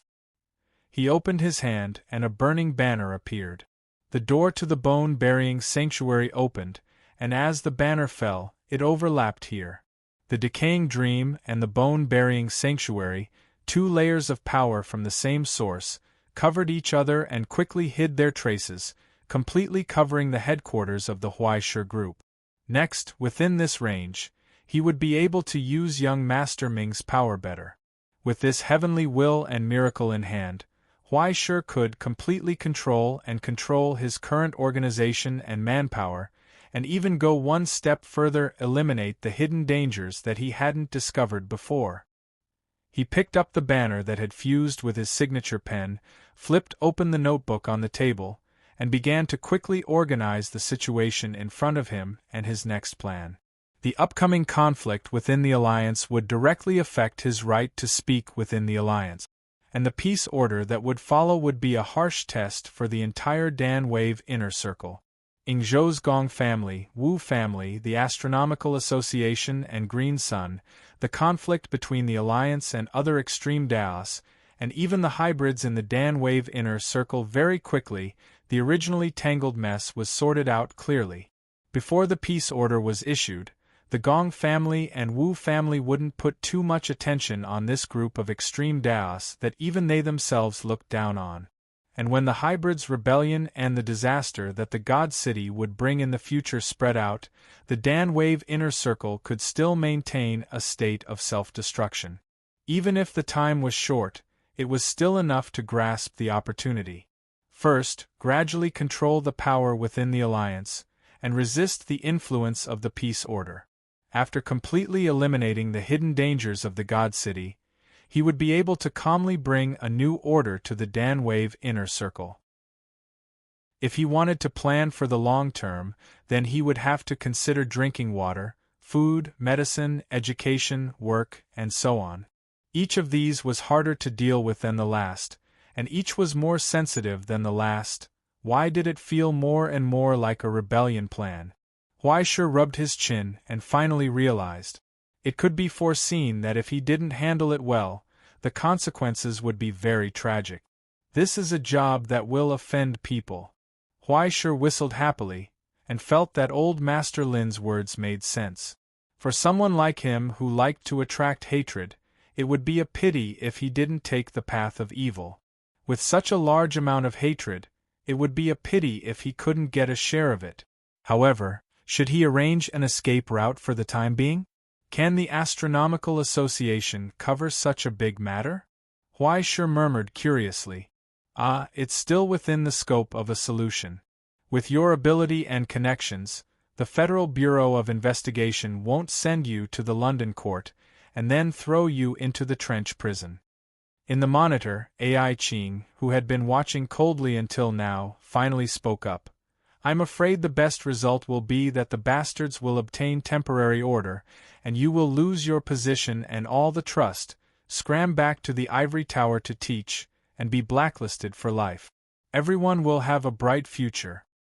Is that so? That sounds good. Huaisher nodded, and after thinking for a long time, he suddenly laughed. When the time comes, I won't be able to go out. Will you come to see me often? In the silence, no one responded. They couldn't be bothered with him. Don't ignore me. After his originally chaotic thoughts settled down, Huaisher's mood suddenly became cheerful. Speaking of which, being a teacher is actually very interesting. Did you know that I have 2 students? One is mischievous and looks easy to bully, the other is too serious and easy to trust, making people feel embarrassed to bully him. Although they both have a little flaw, they are both very cute. I think, in the future, they will definitely become people who can change this world for the better. Yes, they still need a little more effort. Huaisher raised his hand, and his thumb and index finger made a gap, his smile calm and satisfied. After a long time, Ai Qing finally spoke again. You know what you are doing, right, Huaisher? Very clear. Huaisher nodded. Why? You should know that everything that happens here has nothing to do with you. This. It's probably because of the good guy mentality. Huaisher scratched his head, embarrassed. Because I want to do something good, I want to be self-satisfied, and I want to try to prevent some bad things from happening. In this way, this world can become a better place. AI Ching didn't say anything. Huai Shi was puzzled. You're not going to persuade me. Will persuading you work? There's no need to waste time on meaningless nonsense. AI Ching's tone was flat, cold and alienated. I hope you can understand that people are always responsible for what they do. Sorry. Huai Shi put his hands together, sincerely grateful. Thank you. The call ended, and there was no more sound. 10 minutes later, in a dark alley in Donbua Inner Circle. What the hell? Tony, who had taken off the horse mask and changed his appearance, held the phone in disbelief. That bastard Huai Shi quit? To be exact, he is going to take root in Donbua Inner Circle, infiltrate the Inner Circle of Green Sun, and carry out a long-term mission. The voice on the other end of the phone was full of encouragement. In short, do your best, Teacher Tony, the safety of the present realm depends on you. The phone hung up. On the crowded street, Tony looked down at the display of the end of the call on the phone, and tears were about to flow out uncontrollably. How can a poor tool like me live so that you too will be satisfied? Chapter 739. In just one day, so many things had happened since the president took office. The continuous changes made people unable to figure out what was going on. In the morning, a bunch of people were arrested. The low-level members were still thinking that they would be severely punished this time. Those with criminal records planned to avoid the limelight. In the end, before lunch was over, they were released.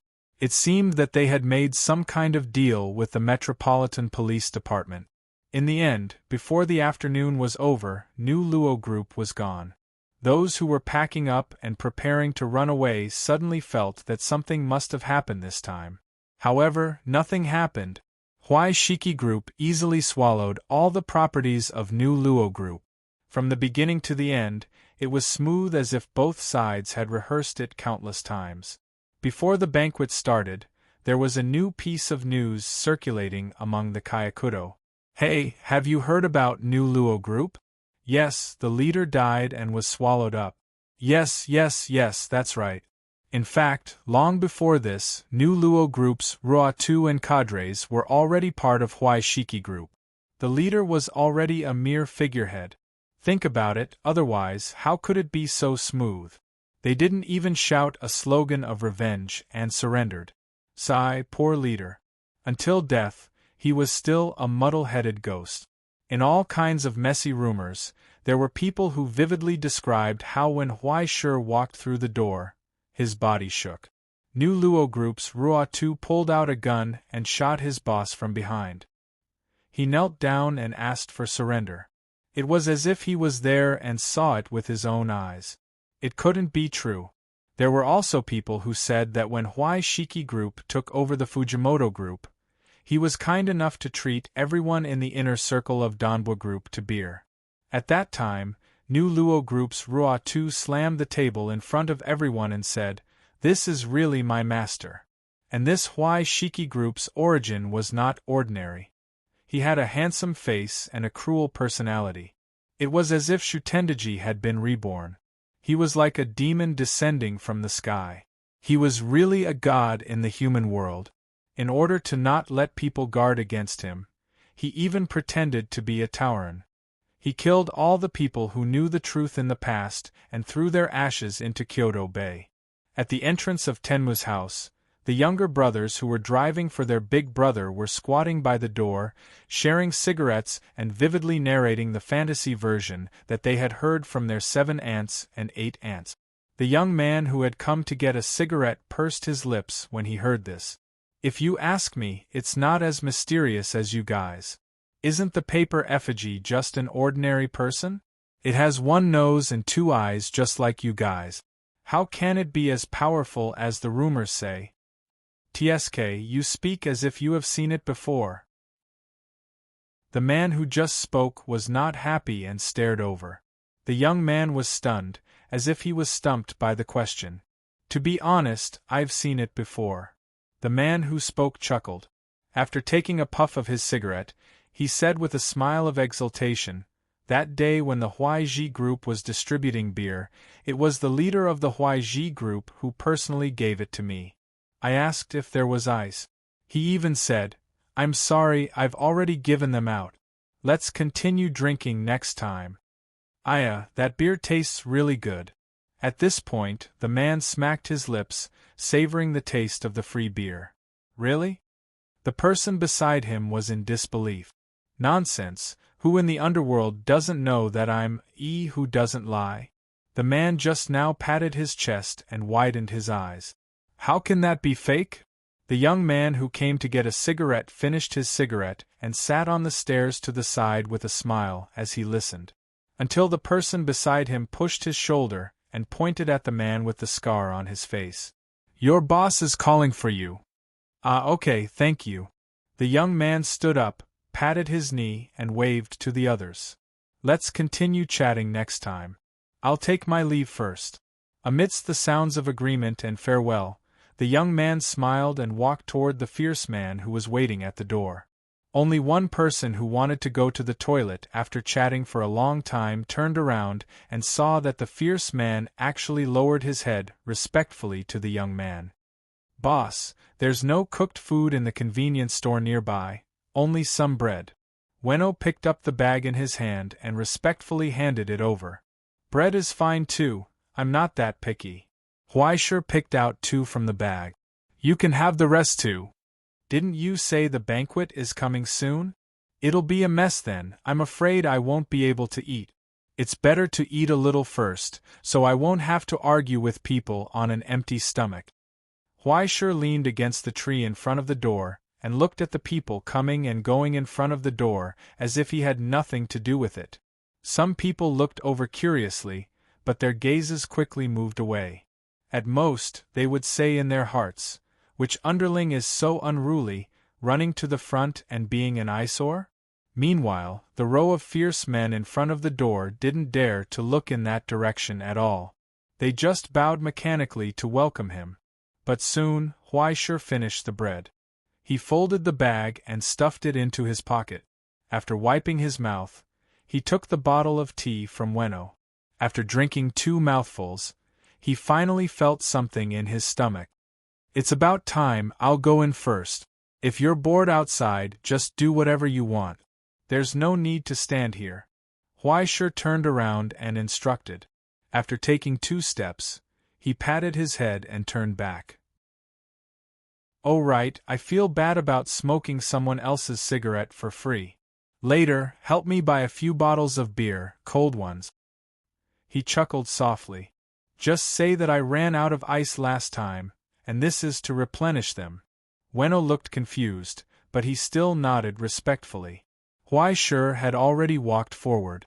With his hands in the pockets of his suit, he casually waved goodbye to the drivers who were looking at him in shock from afar and stepped into the banquet. In the twilight, the mansion was brightly lit.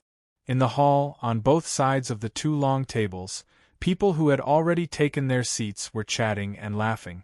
The servants who served tea and water were running back and forth. After Huaisher stepped in, the original clamor paused for a moment, then returned to normal. This time, quite a number of people looked over, breaking the previous coldness and alienation, and smiled warmly. "Your status has risen, Mr. Huaisher." Lawrence, who was sitting cross-legged behind the table in the corner, flicked the ash from his cigarette and said generously, "You did well this time." "Which job are you referring to?" Huaisher sat down next to him. "All of them." Lawrence glanced at Huaisher with admiration. "It's said that you can build a relationship with the people of Looming Hall in prison. You're really amazing. Don't beat around the bush, okay? If you want to know the details, just say it." Huaisher rolled his eyes. It was not strange that Green Day was curious about this. It was impossible for the Alliance not to have spies in the Metropolitan Police Department. If they wanted to get someone out, they had to investigate the situation. In the end, everyone was messed up. You were the only one who was fine. Not only did you have wine, pork, and rice to eat, you even met the people of Looming Hall. If it were not for the trust in Li Hua, and never doubted her, it would not be strange if Shengtianmu ordered Huai Shi to be caught and sunk in Kyoto Bay. Besides, there was nothing to hide about this kind of thing. Huai Shi might as well tell the truth. The person from Looming Hall is a woman. Well, half of the truth was the truth anyway. Lawrence was stunned for a long time. He looked at Huai Shi's face and saw the ash from his cigarette fall on the table. Only then did he react. He sighed from the bottom of his heart. If you ask me, your face is King ridiculous. I was born with it. I can't do anything about it. Huai Shi asked calmly. Is there anything else you want to ask? There was nothing to ask. Lawrence spread his hands helplessly. But your movements have been too big recently. Everyone is a little panicked, you know. Huai Shi was silent for a moment and replied, the next movements may be even bigger. Lawrence thought for a moment and comforted him. The matter of New Luo Group is not a big deal. Although you are now a member of the Alliance, you are also a member of Green Day. If Shengtianmu's request is too much, you have room to bargain. In fact, this is all my own decision. Huai Shi did not put the blame on Shengtianmu's head. There is always something urgent. I have to think of ways to increase my strength. Before he finished speaking, a pair of eyes emitting green light fell on Lawrence. Lawrence felt his hair stand on end. What's wrong? No, Green Day can't just watch its own people suffer, right? Huai Shi came over and rubbed his small hands. Can you give me some support? Lawrence couldn't help but want to roll his eyes. Support? What kind of support do you want? He asked. As long as you nod your head, I'll send you 100 ascendants who are wanted by the entire realm tomorrow. Men, women, old and young, you can choose. I guarantee that they can fight, and I guarantee that they'll be fierce. But can you handle them? Huai Shi also began to roll his eyes. If Lawrence really dared to send them like this, the black letter from the Astronomy Association might have arrived before the people arrive. Is there nothing that is not hot? He asked. Otherwise, why would it be called Green Day? Lawrence said, what Green Day lacks is not people who can fight and commit crimes. Huai Shi, what it lacks is people like you who can see the light. Green Day will not stand by and watch you, nor will it help you too much on the surface. You have not reached the point where you have to flee to the ends of the earth. Absolutely. Green Day advised him to abandon evil and promote good. If it weren't for the wrong occasion, Huai Shi would have immediately started Green Day's light. This was strange. Okay. Huai Shi gave up on continuing to pull wool from Green Day. He could only say, I will find a way to go to Mount Tiango and pull in a sponsorship. This was his goal. From the beginning, he did not count on Green Day's help. He was just using it as a foundation. On the one hand, he was clear about Green Day's nature. On the other hand, he was clear about his own status. Who did Huai Shi think he was? He was an out-and-out newcomer. How many days had it been since he submitted his proof of allegiance? It was equivalent to a newcomer who had just signed a contract coming to the company and wanting the leaders to focus on training and arrangement. Did he really think Green Day was his home? Lawrence was stunned for a moment. He immediately remembered the background of Huai Shi and was slightly enlightened. Since ancient times, the relationship between Sumo and Heavenly Dog had been close and inseparable. Sumo wrestlers who won the strength of 100 men and all kinds of rumors about Heavenly Dog Sumo were simply endless. In addition to being the holy land of the cooking demon, Mount Tiango itself was also a pivotal force on the border of Yingzhou. It was inextricably linked with various local religions, temples, and even hell. It could be called a legendary figure, a famous sect in Yingzhou's martial arts world, and the veteran backbone of the Five Mountain Sword sect.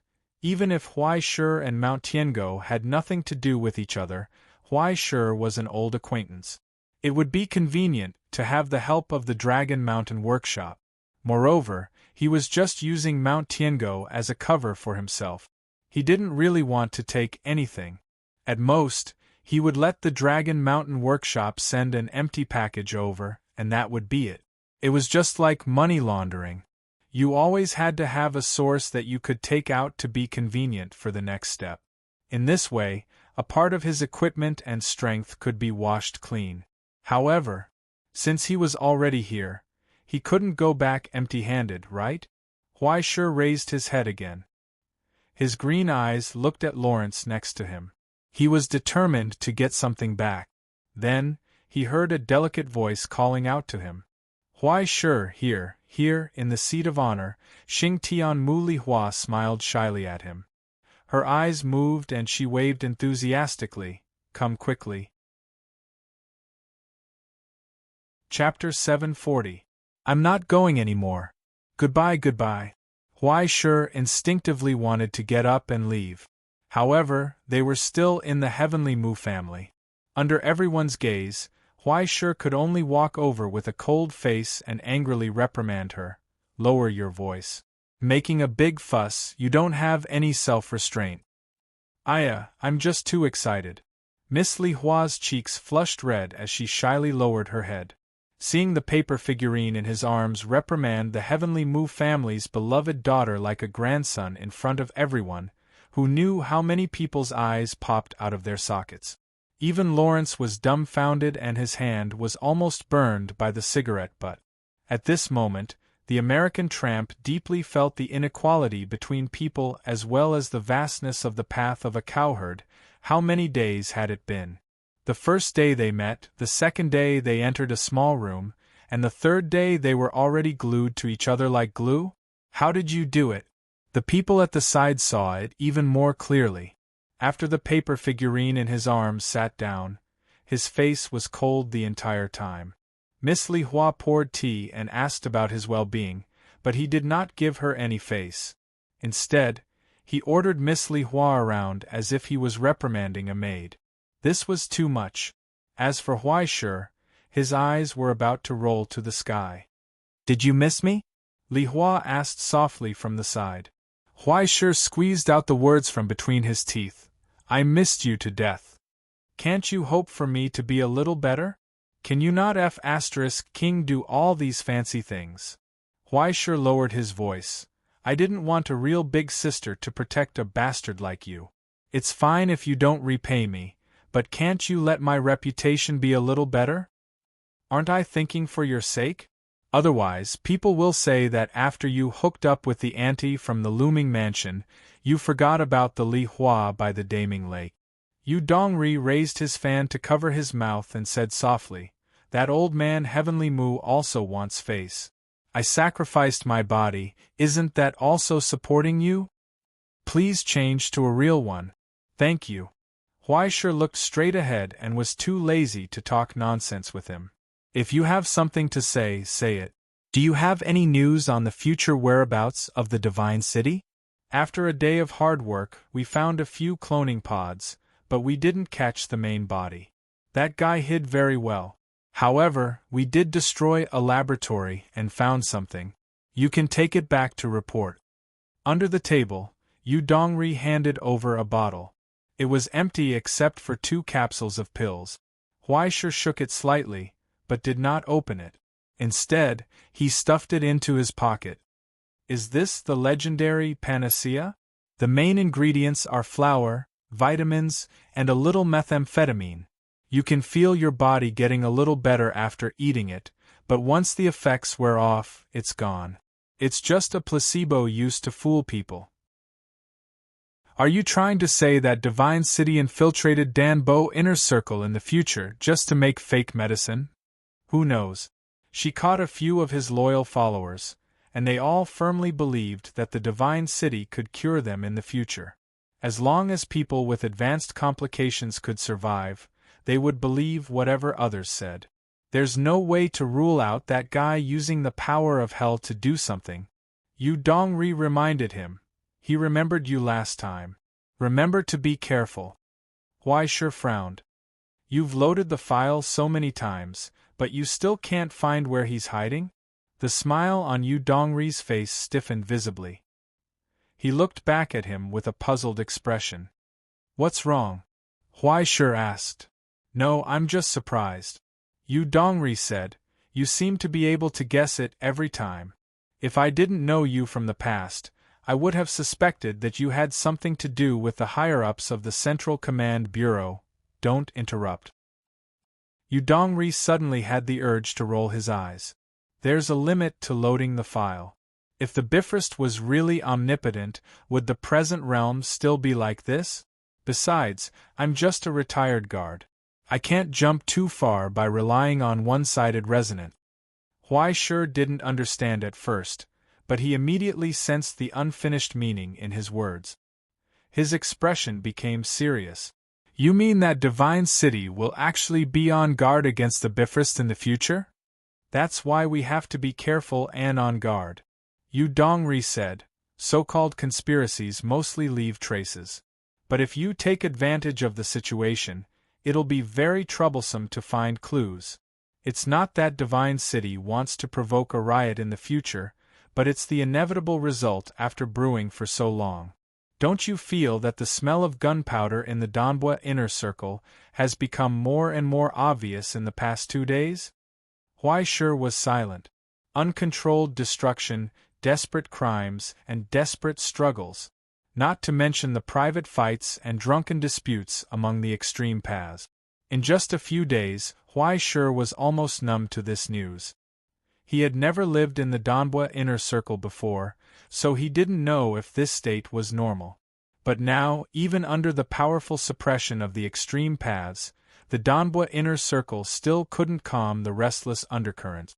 It was like a barrel of explosives under one's butt. 1 spark or 2 sparks wouldn't have any effect, but what if there were 100 or 1,000? Once the order collapsed, as long as someone instigated it in the dark, a tragic bloodbath might erupt. After losing the restraint of the rules, the boundaries of morality were not worth mentioning in front of instinct. Fanaticism, anger, pain, and fear.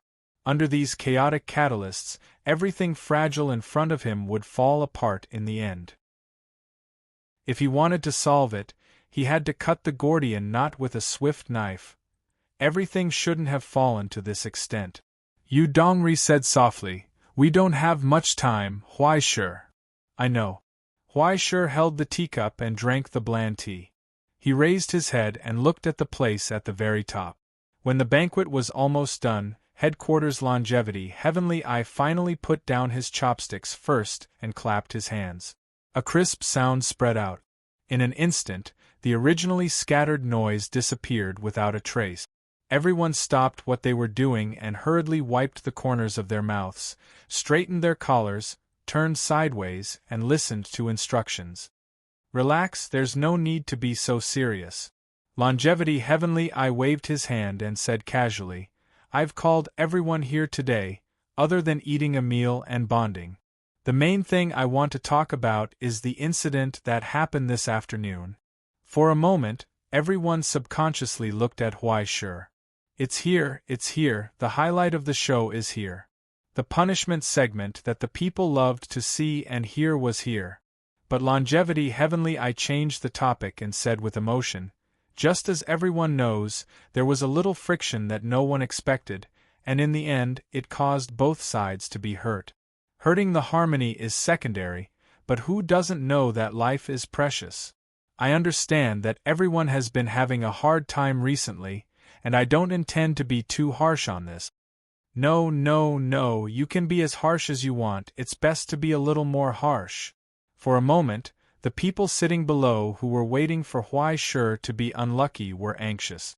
They wanted nothing more than to jump out on behalf of the Alliance and replace President Longevity Heavenly Eye to strike this bastard. But then, Longevity Heavenly Eye changed the topic. However, although this matter has passed, it doesn't mean that the Alliance will condone this kind of thing to happen again and again. We have to solve the problem from the root. After a few twists and turns, when no one could figure out what this old man was selling in his gourd, Longevity Heavenly Eye said with a pained expression, as the president of the Alliance, this old man has witnessed such a dispute, and it really hurts in my heart. But in the end, you can't blame everyone. It's because the economy is in a bad state now, and even the extreme Taoists can't survive. If people want to live, they have to eat. But even if this old man treats everyone here every day, how many people can I feed? Old people like to talk a lot. Once they started talking nonsense, they couldn't stop. From the economy to business, and then from young people to having fewer children, and finally after scolding the incompetent Prime Minister and the Cabinet, longevity heavenly, I finally got to the main topic. As the saying goes, it's better to teach a man to fish than to give him a fish.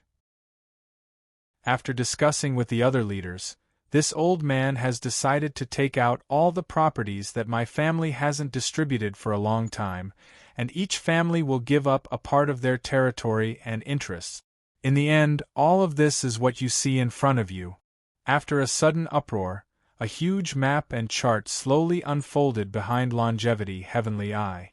After countless assets were piled up together, it was almost about to emit a dazzling light, dazzling everyone.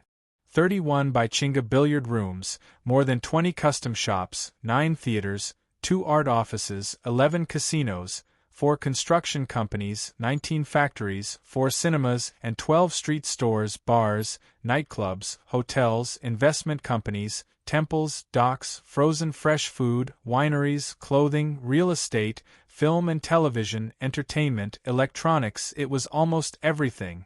Almost all of my family's businesses have been placed on this list, in addition to the huge behemoths that the other 4 big shots have slightly loosened their grip on. In the end, it gathered into a prize pool that dazzled all the gamblers. I know, some people think that we old guys eat from the bowl, but still occupy the pot, and become their way of making money. They always think that we are too stingy, and can't even share some soup and water with you. Longevity heavenly I raised his eyes and said indifferently, "Don't blame the monks for not having enough gruel, everyone. Are you the group of trash members who compete with each other in terms of loudness every day? Since you've become the extreme Tao, you can take whatever you want. Now, I've placed the opportunity in front of you. How much you can take will depend on your own ability. You want the opportunity, I've given it to you. According to the rules of the Alliance, you can gamble at will. Within 3 days, as long as you can take it, it will belong to you." In the dead silence, everyone stared blankly at the icon. They breathed heavily and pursed their lips. Their eyes were burning red, but no one dared to speak. Longevity heavenly I looked down at those sluggish faces and raised his eyebrows. "What's wrong? All of you are not talking? You're actually modestly declining now? This is a once-in-a-lifetime opportunity. The things are placed in front of you. Don't you have anything to say?"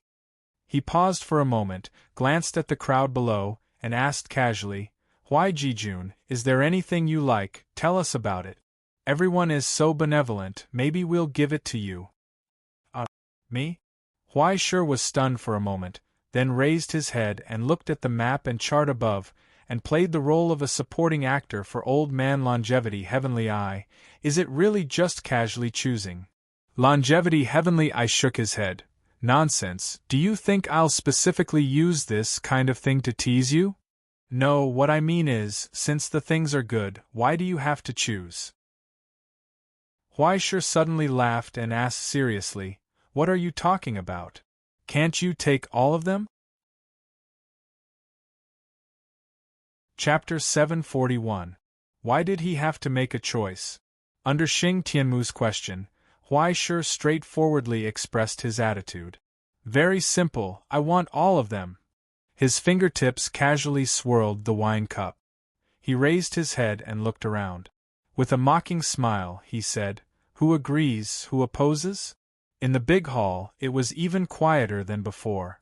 However, in the silence, there was an eruption of anger like a volcano. Many pairs of eyes were burning red with uncontrollable anger. He said in front of everyone that he wanted to take all the benefits for himself and did not intend to leave any soup for himself. It was fine if he was so arrogant. However, who was the paper effigy? How dare he say such words here? Paper effigy, don't go overboard. In the silence, near the seat of honor, someone finally could not restrain his anger. He slammed the table and reprimanded, "Do you really think you can cover the sky with one hand? There are rules in the alliance. You have so many assets. Even if no one fights with you, do you have so many people?" At this moment, someone added in a sinister tone, "If your appetite is too good, you will die from overeating." In an instant, countless angry reprimands and curses spread. The entire hall was engulfed in anger and gathered on one person. However, Xing Tianmu drank his tea calmly as if he did not hear anything. Although Li Hua had told him that the turning point of this dangerous situation was mostly dependent on the white paper effigy, the most he could do was to create an opportunity.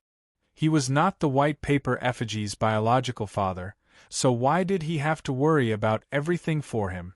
Did he have to give all the assets and subordinates that he had built up from scratch to this fellow? He had given him the opportunity. He had taken out his assets. The opportunity to expand was right in front of him. However, the paper effigy was courting death. Could he give up his old face and not step under his feet? What was he after? If he really could not help the paper effigy, although Xing Tianmu felt regretful, he could only find another way. On the other hand, the paper effigy was extremely calm. He allowed those people to reprimand him as he calmly played with the thumb-sized wine cup in his hand. He only opened his mouth when the angry voices gradually faded away. What the friend said just now is very reasonable.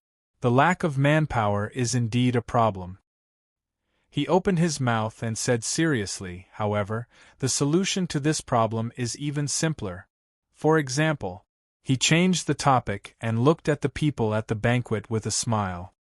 Does anyone want these properties? Money was a good thing. No one would push it out of the door, right? It can't be, right?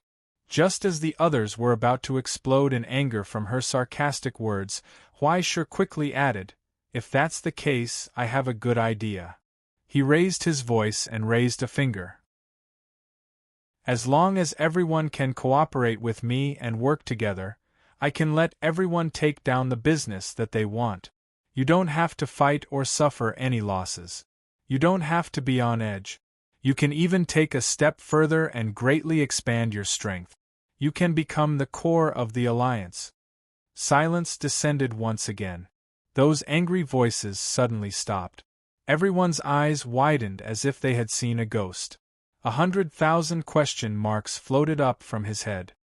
He felt that there was something wrong with this person. How could there be such a ridiculous method in this world? Huaishir Noheim, what kind of dream are you having? Hey! Huaishir Noheim, don't keep us in suspense. A rough man opened his eyes wide. If you have something to say it quickly. Don't be anxious. I'll tell you in detail. Huaishir smiled and slowly got up. He walked to the middle of the hall and suddenly turned around to ask the man who had urged him. "Excuse me, what is this friend's name? Which group are you from?" "Kuroda Group, Kuroda Kigo," the rough man said coldly. "What's wrong?" "No, nothing. I'm just asking." Huaishir smiled and continued to ask. Then, has leader Kuroda ever thought about making the Kuroda Group bigger and stronger, taking over these industries and becoming the backbone of the alliance? You can sit on the wealth and continue to contribute to the alliance? Kuroda Kigo's expression froze. He originally wanted to ignore it, but when he saw Huaishir looking at him with a faint smile, the anger in his heart surged again. He immediately replied with a trembling voice, "Of course. I want to. Don't tell me that no one here has the same thought." "Then it's simple." Huaishir nodded. "Now there is such an opportunity in front of you. As long as you agree, this goal can be achieved. Will you refuse?" "Of course I will." Kuroda Kigo slammed the table and realized that something was wrong. He immediately retracted his words and only said, "Of course I will, cough cough, listen to it first. Of course." Huaishir's smile became brighter and brighter. He walked over, bent down, and leaned against the table. Then, he leaned closer and used a clear voice that everyone could hear to give him a suggestion. This method is actually very simple, Kuroda Group Leader. As long as you change the name of your gang to Huaishur Group Kuroda Branch, then after I take over the industries, I'll share them with you and everyone else. Everyone will share them together. Won't that solve the problem? When he said this, Huaishur could not help but smile. He raised his voice. There will be no need to use weapons or fight. Everyone will share equally. At that time, won't it be wonderful for brothers to love each other? Dead silence, dead silence, dead silence. The air seemed to have frozen, and time seemed to have stopped. Only the curious expressions quickly twisted in the burning anger. They turned livid, unable to hold back their anger. At the head of the table, Sheng Tengu, who had been attracted by Huaishur's brilliant plan, almost had his neck stuck out. He could not help but raise his hand and press it against his old face. He felt a strange feeling from the bottom of his heart. Shut the F***ck up? Why didn't I realize that this guy is so good at offending people? Later, when everyone was riled up and tearing this guy apart, should he be cheering them on from the side? You be *****. The moment he reacted, Kuroda Kigo's face turned so red that it was almost dripping blood. He roared furiously and got up to pull Huaishur's collar. But the moment his fingers touched the collar, everyone's vision blurred. There was a loud bang. The long table collapsed from the middle. The leftovers flew up, and the tatami mat shook violently. And Kuroda Kigo's head had already been pulled by Huaishur. It smashed through the table and sank deep into the floor. A violent tremor hit him. His vision turned black, and he instantly lost his breath. Only his legs were twitching, proving that he was still alive. This is not good. This is not good. Isn't it a little too unruly to use force during the president's banquet? Huaishur slowly let go of his hand and turned around with a smile. I was forced to fight back just now. Everyone, you have to be my witness. Witness my ass. If it weren't for the Alliance's reputation, everyone would have torn this B**** apart. You're so arrogant. Do you want to become the Alliance's public enemy? Huaishur Jin, do you have any respect for us? But amidst the angry rebuke, Huaishur slowly stood up. She casually pulled a tablecloth and wiped her hands. Then, she turned her head and coldly glanced at the angry faces. She seriously told them, he said seriously, to be honest, I know that everyone hates me. I also know that you don't like a young boy sitting side by side with you. What I've done is not very likable. I was well aware of this, but I don't care. He raised his voice and told everyone, if I want something, I will take it myself. If I want to do something, I will do it myself. If anyone dares to stand in my way, then he is my enemy. Just like that, he casually threw the tablecloth behind Kuroda's head and waved calmly. I've said my piece. That's all. I've made my choice. Everyone, do as you please. After politely saying goodbye to Xing Tianmu and thanking him for his warm hospitality today, Huaishur stepped into the silence and turned to leave. Immediately after, the angry shouts and shouts rang out. After Huaishur Jin set an example, the rest of the people were no longer polite. Some people had already divided the territory with others before the end of the banquet, and how to divide up these properties. Xing Tianmu, on the other hand, was drinking tea and watching with a smile on his face. Only at the end, before he got up and left, did he say a few words. You all know the rules of competition and gambling within the Alliance, so I don't need to repeat them. If this old man knew that someone still dared to fiddle with something that wasn't presentable, he definitely wouldn't play it down like he did today. Following his words, a middle-aged man with a saber suddenly appeared in the corner of the hall and raised his eyes. The sharp blade at his waist was pushed out by an inch with his thumb.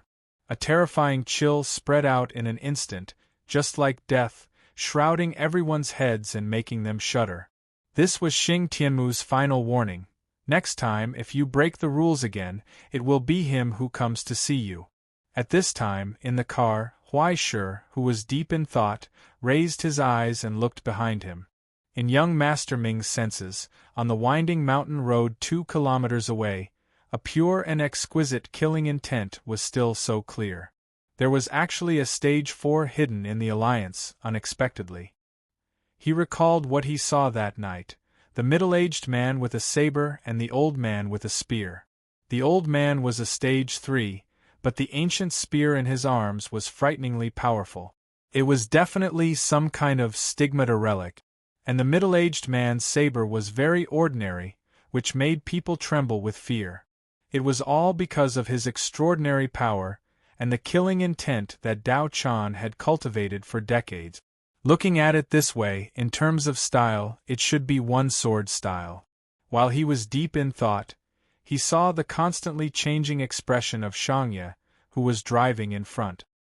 He looked like he wanted to say something but stopped. Sometimes he was happy, sometimes he was sad. "What's the matter?" Huaishur asked. "Cough cough, it's Big brother, what you said at the banquet." Shangye's expression was complicated. At that time, it had already spread outside. Huaishur's expression twitched. "Wow, the speed at which you guys spread your gossip. Did you guys install a bug in the venue? Big brother, do we really want all of them?" Shangye asked tentatively, looking a little uneasy. "What's the matter? Are you scared?"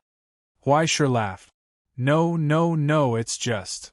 Shangye hesitated for a long time before reminding in a low voice, "We really don't have enough people in Huaishur group.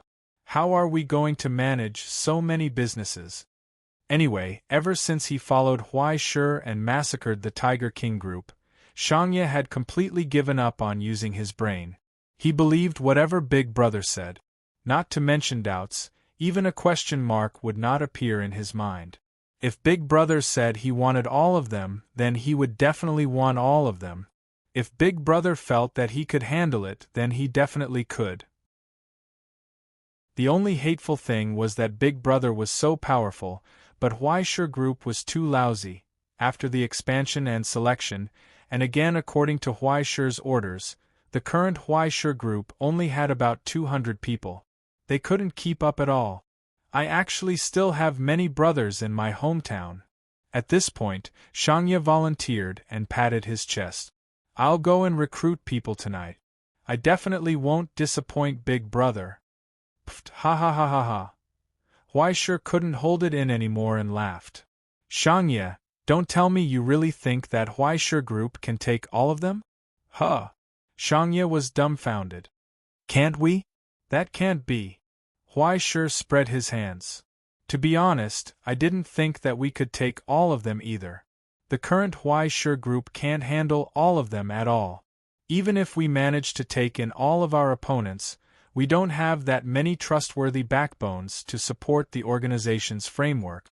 It's enough as long as we can grab a few of the most important pieces. There's no need to care about the rest." Shangye didn't understand. "Then Big Brother, why would you? It's very simple. The most important thing isn't to take all of them," Huaishur said softly. "It's to let the others know through the following actions. I have the ability to take the things in their hands, and the reason why they can take them is only because I don't want them. Let them understand the gap between them and themselves. Let them understand that they can earn money because Big Brother Huaishur gave it to them.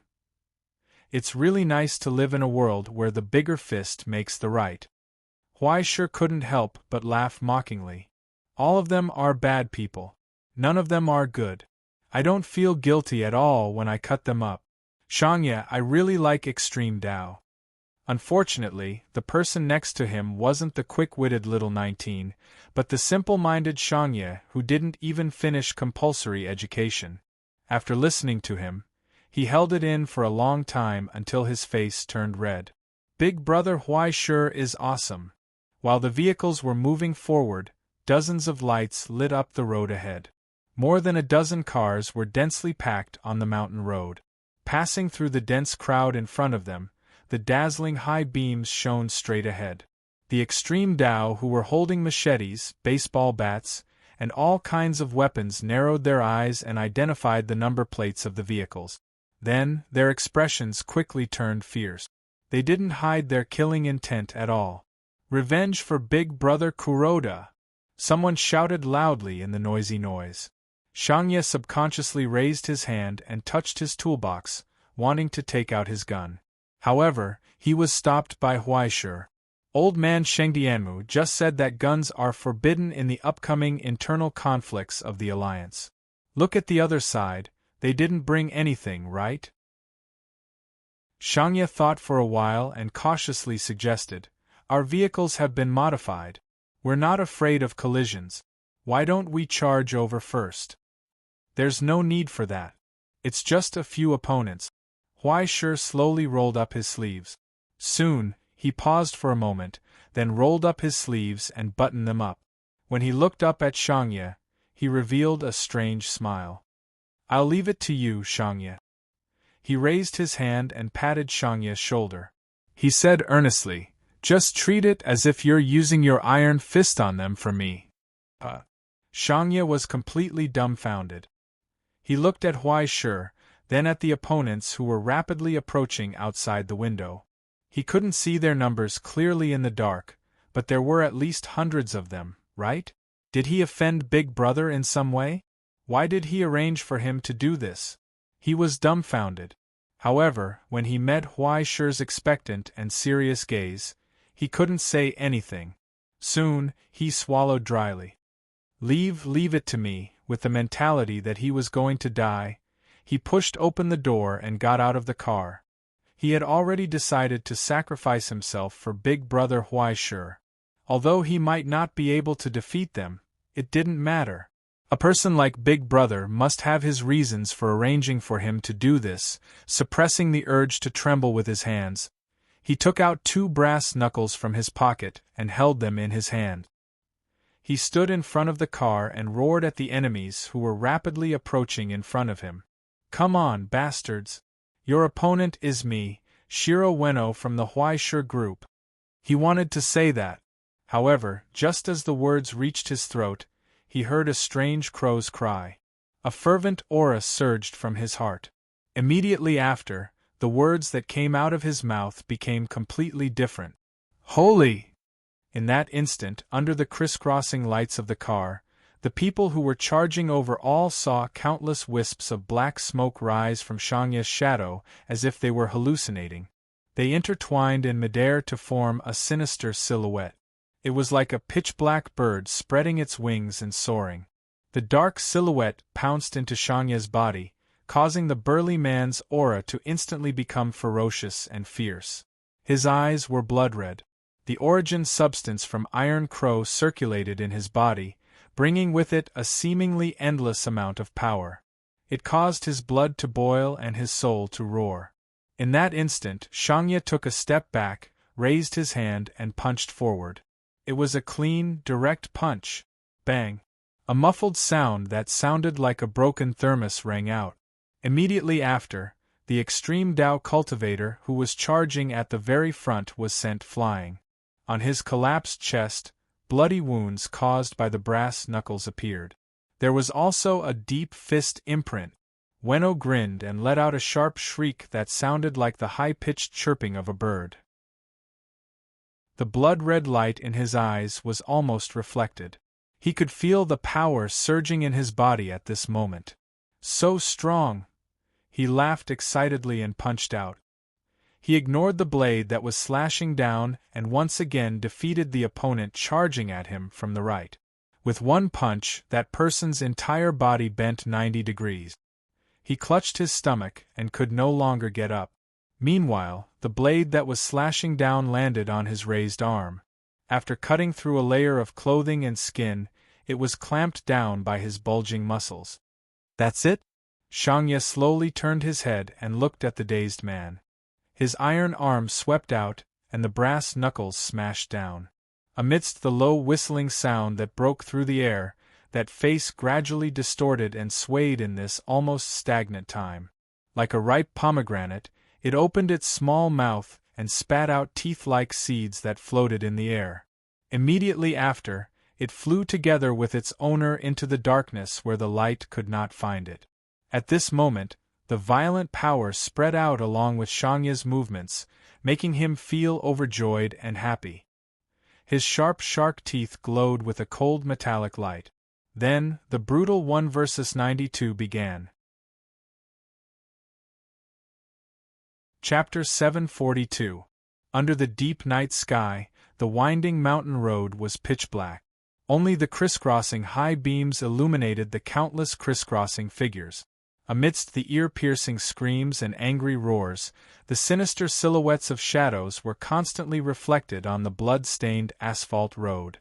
It took less than half a minute to knock down the first 10 people. Those who were sent flying screamed and fell to the ground, twitching and unable to get up. Then, it took him 40 seconds to knock out the next 10 people. Then, 1 minute, 2 minutes, 41, 42, 43, 43. 43 punches with all his strength. Ignoring the baseball bats and blades that landed on his head and body, Ueno panted with all his might and looked up at the enemies in front of him. They swayed in the cold light of the car lights and circled around him, like monsters baring their fangs and brandishing their claws in the dark. He couldn't see where they were, only shadows constantly flashed in front of his eyes. Die, monster! Someone jumped up and smashed a baseball bat with iron nails on his head. Amidst the turbulence, his vision became slightly dizzy. Then, the bat was held. Ueno raised his hand and flicked the bat in his hand. Together with the person on the other side, he looked up at the blank face and grinned. So you're here, in mid-air. The bat was pulled out, aimed at his head, and smashed down. The sound of the bat and bones breaking overlapped. 44. Ueno roared. Again. He roared. Again. Then, 45, 46, 47. The cruel counting continued, but those angry roars were getting further and further away, as if they were becoming blurry together with the blooming world in front of them. In the end, only monotonous and persistent counting was left. 61, 62, 63, 63, 63. In a daze, Ueno walked forward stiffly. His blood-red eyes that had lost focus stared at the enemy in front of him, at the pale and twitching face. But there was the sharp sound of tires rubbing against the ground. The lights were rapidly approaching. Then, the sky and the earth began to spin and shake rapidly. The earth suddenly jumped up and smashed into his head. He rolled and landed on the ground. He heard a scream in the distance. Someone opened the car door and shouted excitedly, "He's dead! He was dead! That monster is dead!" He widened his eyes in confusion, not understanding what was going on. "What? Am I dead?" "Not yet, Ueno." The person sitting next to him said, "You're still alive." "Am I still alive?" "Yeah, aren't you breathing?" That person lowered his head and looked at him, full of praise. "It's not over yet. You can't fall here." "Have I fallen?" "Yeah, the enemy is still in front of you, Ueno. Can you still fight?" The voice that was filled with anticipation asked.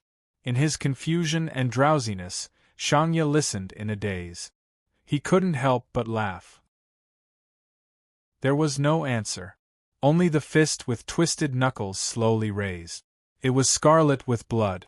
Amidst the screams and roars, it emitted a cold light, illuminating every pair of fearful eyes. "Come on." Shangya grinned, revealing his shark's teeth. He grinned at everyone happily. "Go and tell them that it's not over yet. I can still fight." 64. It was a clean and neat punch. The intermission was over. Everyone, the cruel count began again. After that, there were no more sounds. The roars disappeared, the cries disappeared. The only thing left was the sound of bones breaking when they collided with each other, and the soft sound of blood mixing with blood. 91. 91. At the very end, the blood-stained man stepped forward.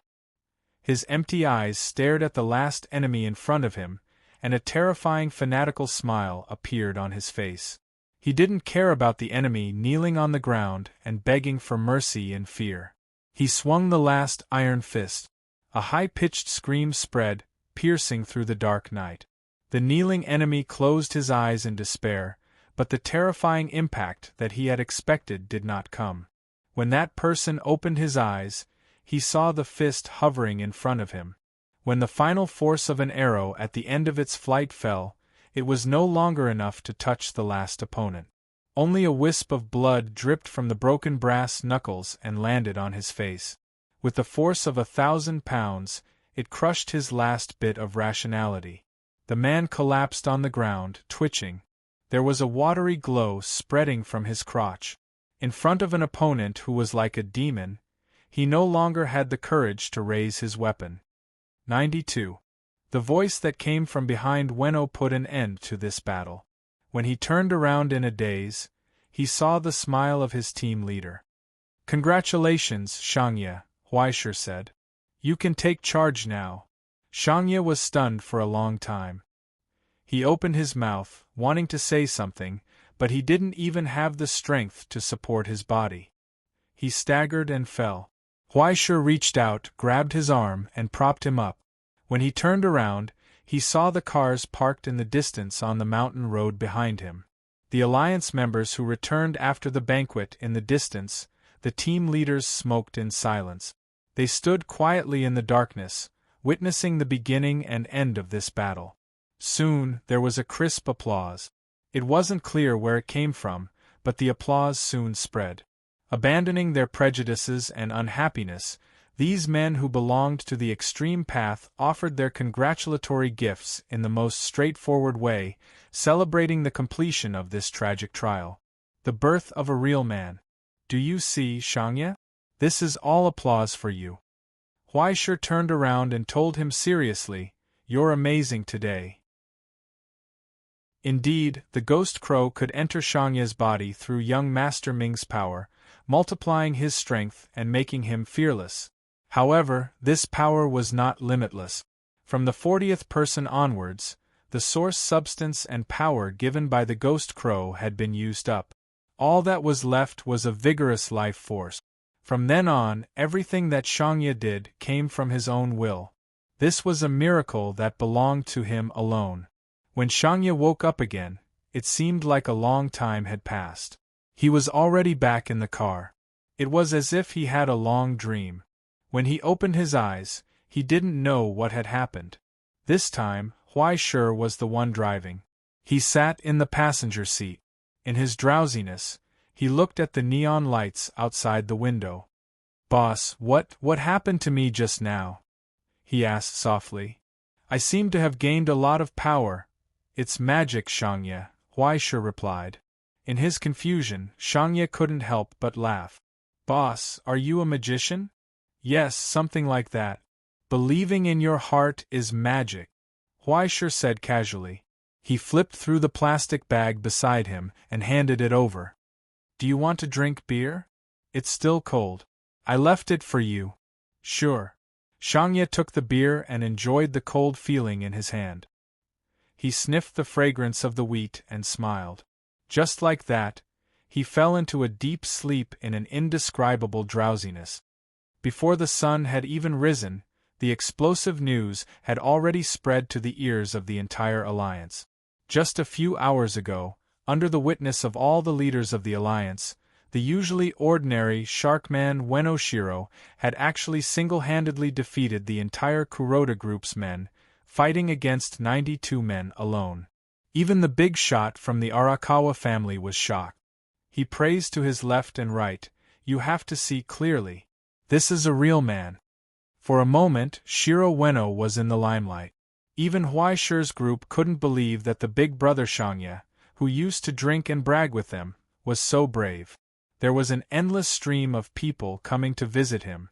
On the other hand, Weno, whose hands and feet were still wrapped in bandages, was lying on the bed and excitedly telling others about his heroic performance last night. When he reached the part where Boss encouraged him, he even took a sip of beer from the bedside table and asked someone to add more ice. It was as if he could drink that beer for an entire year. "Oh right, where's Boss Huaisher?" After Weno repeated the story of his fight against the Kuroda group 8 times, Weno slapped his head as he finally remembered. Boss Huaisher is still in the office. He came quite early today." One of the underlings said, It seems like he has something important to tell us.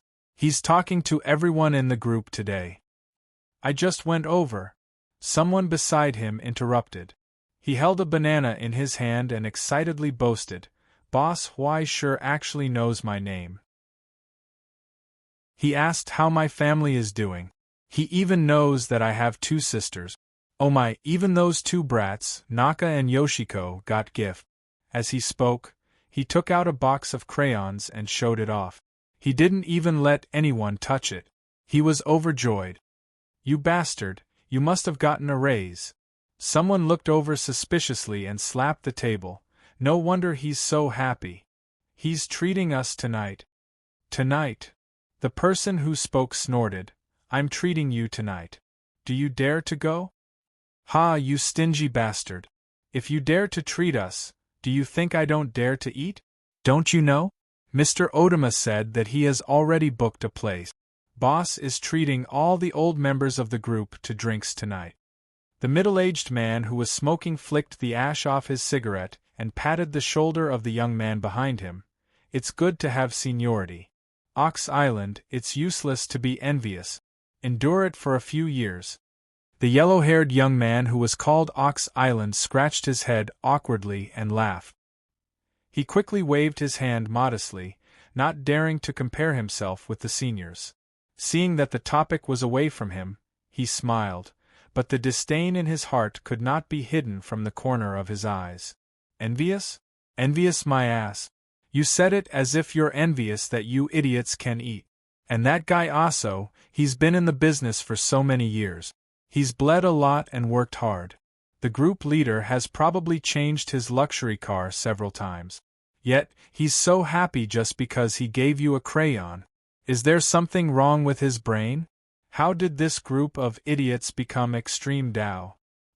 He began to doubt it from the bottom of his heart. He deeply realized that he could not chat with the idiots of the Huaishe group. The phone in his arms vibrated slightly. He found an excuse to go to the bathroom and left the room. When he walked into the bathroom and found that there was no one inside, he walked to the innermost area and pretended to urinate. He picked up the phone. "Why did you pick up so late?" the voice on the phone asked directly. Chapter 743. They're keeping a close eye on him. "I don't have the time." Niu Dao replied in a low voice. "I just came back from Shangye. He's indeed injured, but it's not serious. I don't know how he managed to defeat 90 people by himself. Maybe he's on drugs?" "Drugs? Can you find any clues?" "I don't know either."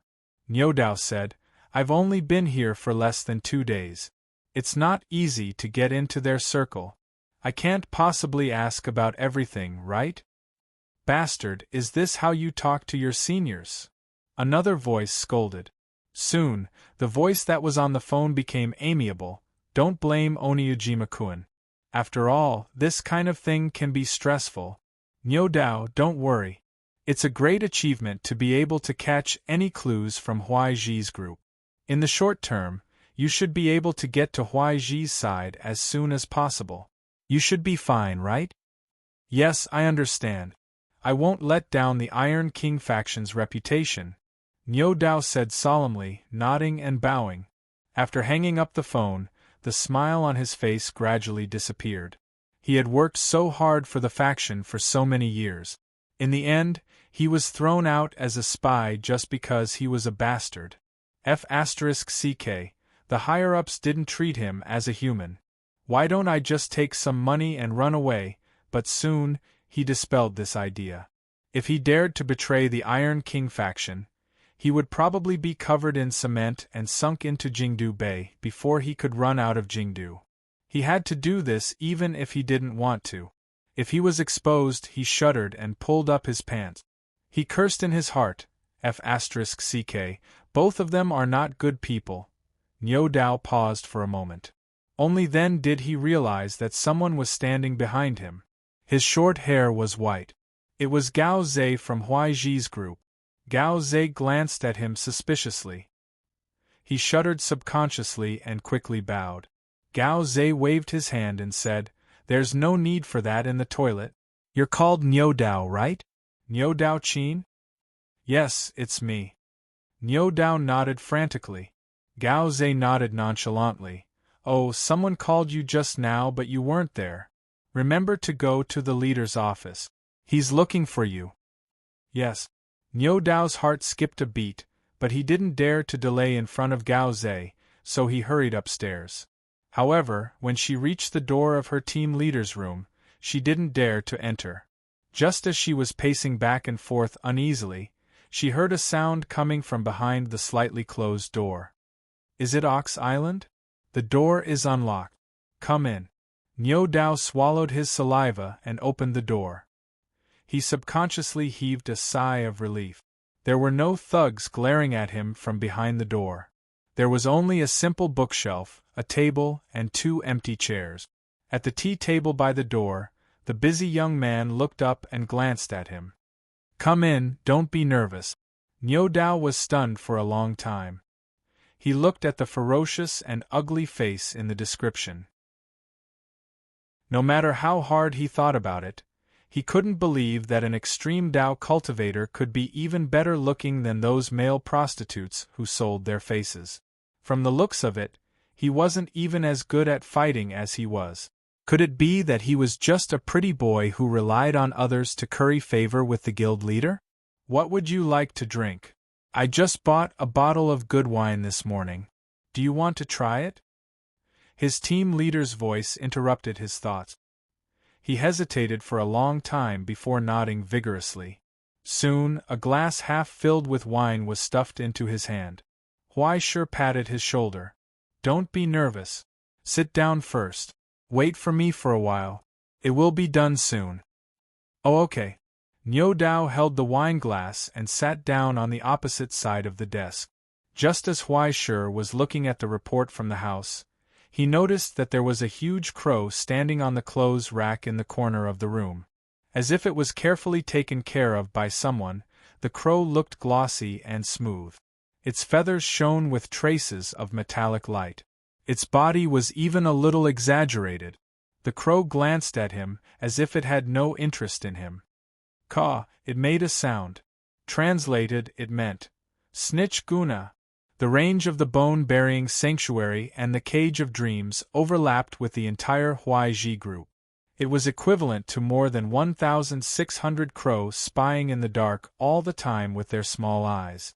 Even the phone fraud company upstairs and the convenience store downstairs were not spared. It would be a joke to say that there was anything that could be hidden from Huaishur. Although this group of crows always stared under the skirts of the ladies in the finance department and tried to share the scene with Huaishur, giving him a headache and annoyance from this morning until now, Huaishur didn't do anything. He started to meet the members of the Huaiji group one by one and then relied on the Cage of Dreams to check their favorability. Congratulations, in just a few days, more than 30 people had become Huaishur's diehard fans. Some of them were like Weno, who had formed a deep friendship with him by committing crimes together. Some of them were old members of the Fujimoto clan, who were loyal to their boss Fujimoto clan because of the grudge Huaishur had against their boss Fujimoto clan. Some of them were simple-minded and would do whatever their boss told them to do. They would listen to whoever was their boss. And some of them were loyal to Fujimoto clan because Huaishur was strong enough. She was stronger than everyone they knew, but she was also different from those who were equally strong. No matter what the reason was, Huaishur had to consolidate everyone's relationship and wait for the future. At the same time, he tried his best to cultivate downlines in the Huaiji group and develop more diehard fans. He suddenly felt that this kind of thing was similar to the idol operation. In the final analysis, it was to get as many diehard fans as possible, take good care of passers-by fans, and then try to get as few people who hated him as possible. This way, he could accumulate more popularity and sell more new albums and handshake coupons. Of course, more importantly, he had to deal with the anti-fans who had infiltrated the organization. For example, the informants sent by other groups, the spies in the new Luo group, who were still trying to backstab him, and the traitors. He didn't expect that the Iron King faction would arrange for him after only showing his face for 2 days. After Huai Shi finished signing the report, he put down the report, pinched his chin, and looked at Niu Dao in front of him. That strange smile made Niu Dao's expression gradually stiffen. He had the illusion that he had been seen through. Finally, Huai Shi picked up the wine glass, took a sip and asked, "Niu Dao Qin, this is your name, right?" "Yes, yes," Niu Dao answered loudly. "Don't be nervous, don't be afraid. We're here today to chat." Huai Shi waved his hand, smiled, and asked things like how old this little comrade was, how many people were in his family, whether he had enough necessities for the holidays, whether he needed any help from the group, and so on. The pacification seemed to be effective. Niu Dao's expression gradually relaxed, and he answered fluently, sipping the wine that Huai Shi handed over. When the atmosphere was almost set, and the effect of the medicine began to take effect, Huai Shi said with a smile, "Speaking of which, what do you think of the Huai Shi group?" "Of course." Cough, cough, very good, very good. Niu Dao's expression stiffened. He loosened his collar, coughed twice and almost told the truth. "All the seniors take good care of me, and the salary and share are very good, although the atmosphere in the group is really too stupid."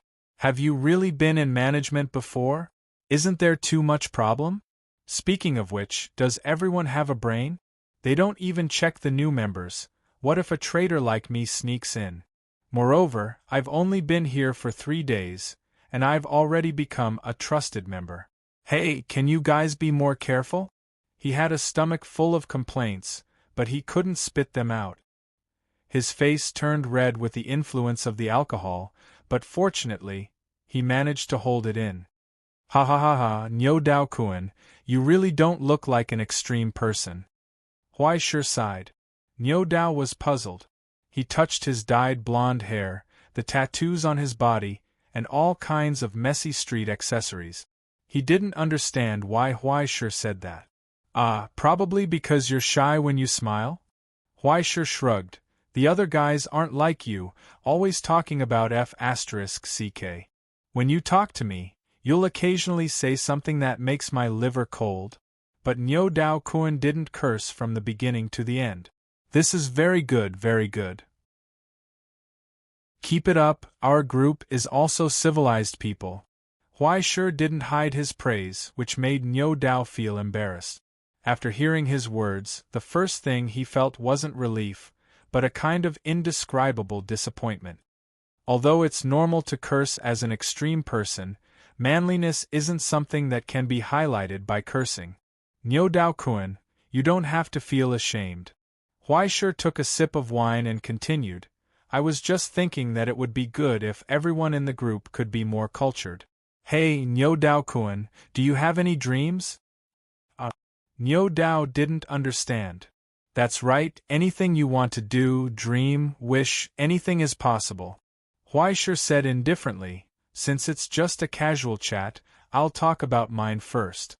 And I want to live a happy life." "What kind of stupid wish is that? Isn't being the boss enough happiness? If you can earn so much money, go play with a few more women. Also, isn't this kind of childish wish only a child would have? Isn't this person abnormal?" Niu Dao's mind was filled with thoughts, but when he was looked at by that pair of eyes, his mouth couldn't help but move. He felt that he must have been drunk. "If you want to talk about wishes," he said in a low voice after a long time, "it would be great if I could continue to go to school." He said something so stupid that even he wanted to laugh. A mixed blood from the inner circle of Donbua inner circle wants to go to school. Unexpectedly, Huai Shi didn't laugh at him. Instead, he rubbed his chin and muttered, as if he was really thinking about it, "Going to school, that's a little troublesome." I was just saying, it's mainly because you're too old, it's not easy to arrange." Huai Shi slammed the table and became serious. "Speaking of which, aren't there a lot of online courses now? Niu Dao Kun, do you want to learn about them?" There's something wrong with this person. Niu Dao was stunned for a long time, then laughed awkwardly. "I was just saying." After all, I'm already this old. But learning doesn't depend on age. Huaishir shrugged. How about this, Niu Dao Kuan, if you want to learn something, why don't you tell me? To be honest, I know a lot of teachers. Actually, there's nothing I want to learn. Niu Dao Kuan didn't want to continue this topic, but for some reason, his mouth moved again. If you're bored, it's always good to learn a little Latin, right? Aya Xiaoqin, you learn so fast. You memorize the letters so quickly. Maybe you're a genius in learning Latin.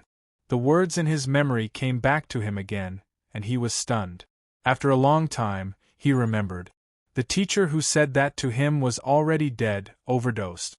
When he was found in the garbage, he was already smelly.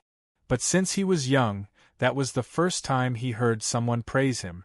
Some people really felt that he could do something in the future, and not become a garbage.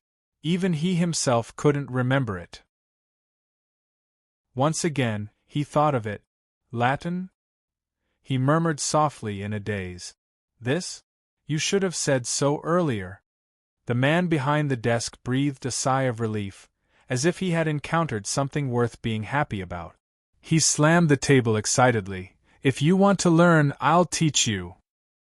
Niu Dao Qin looked up at him confusedly and saw his smile.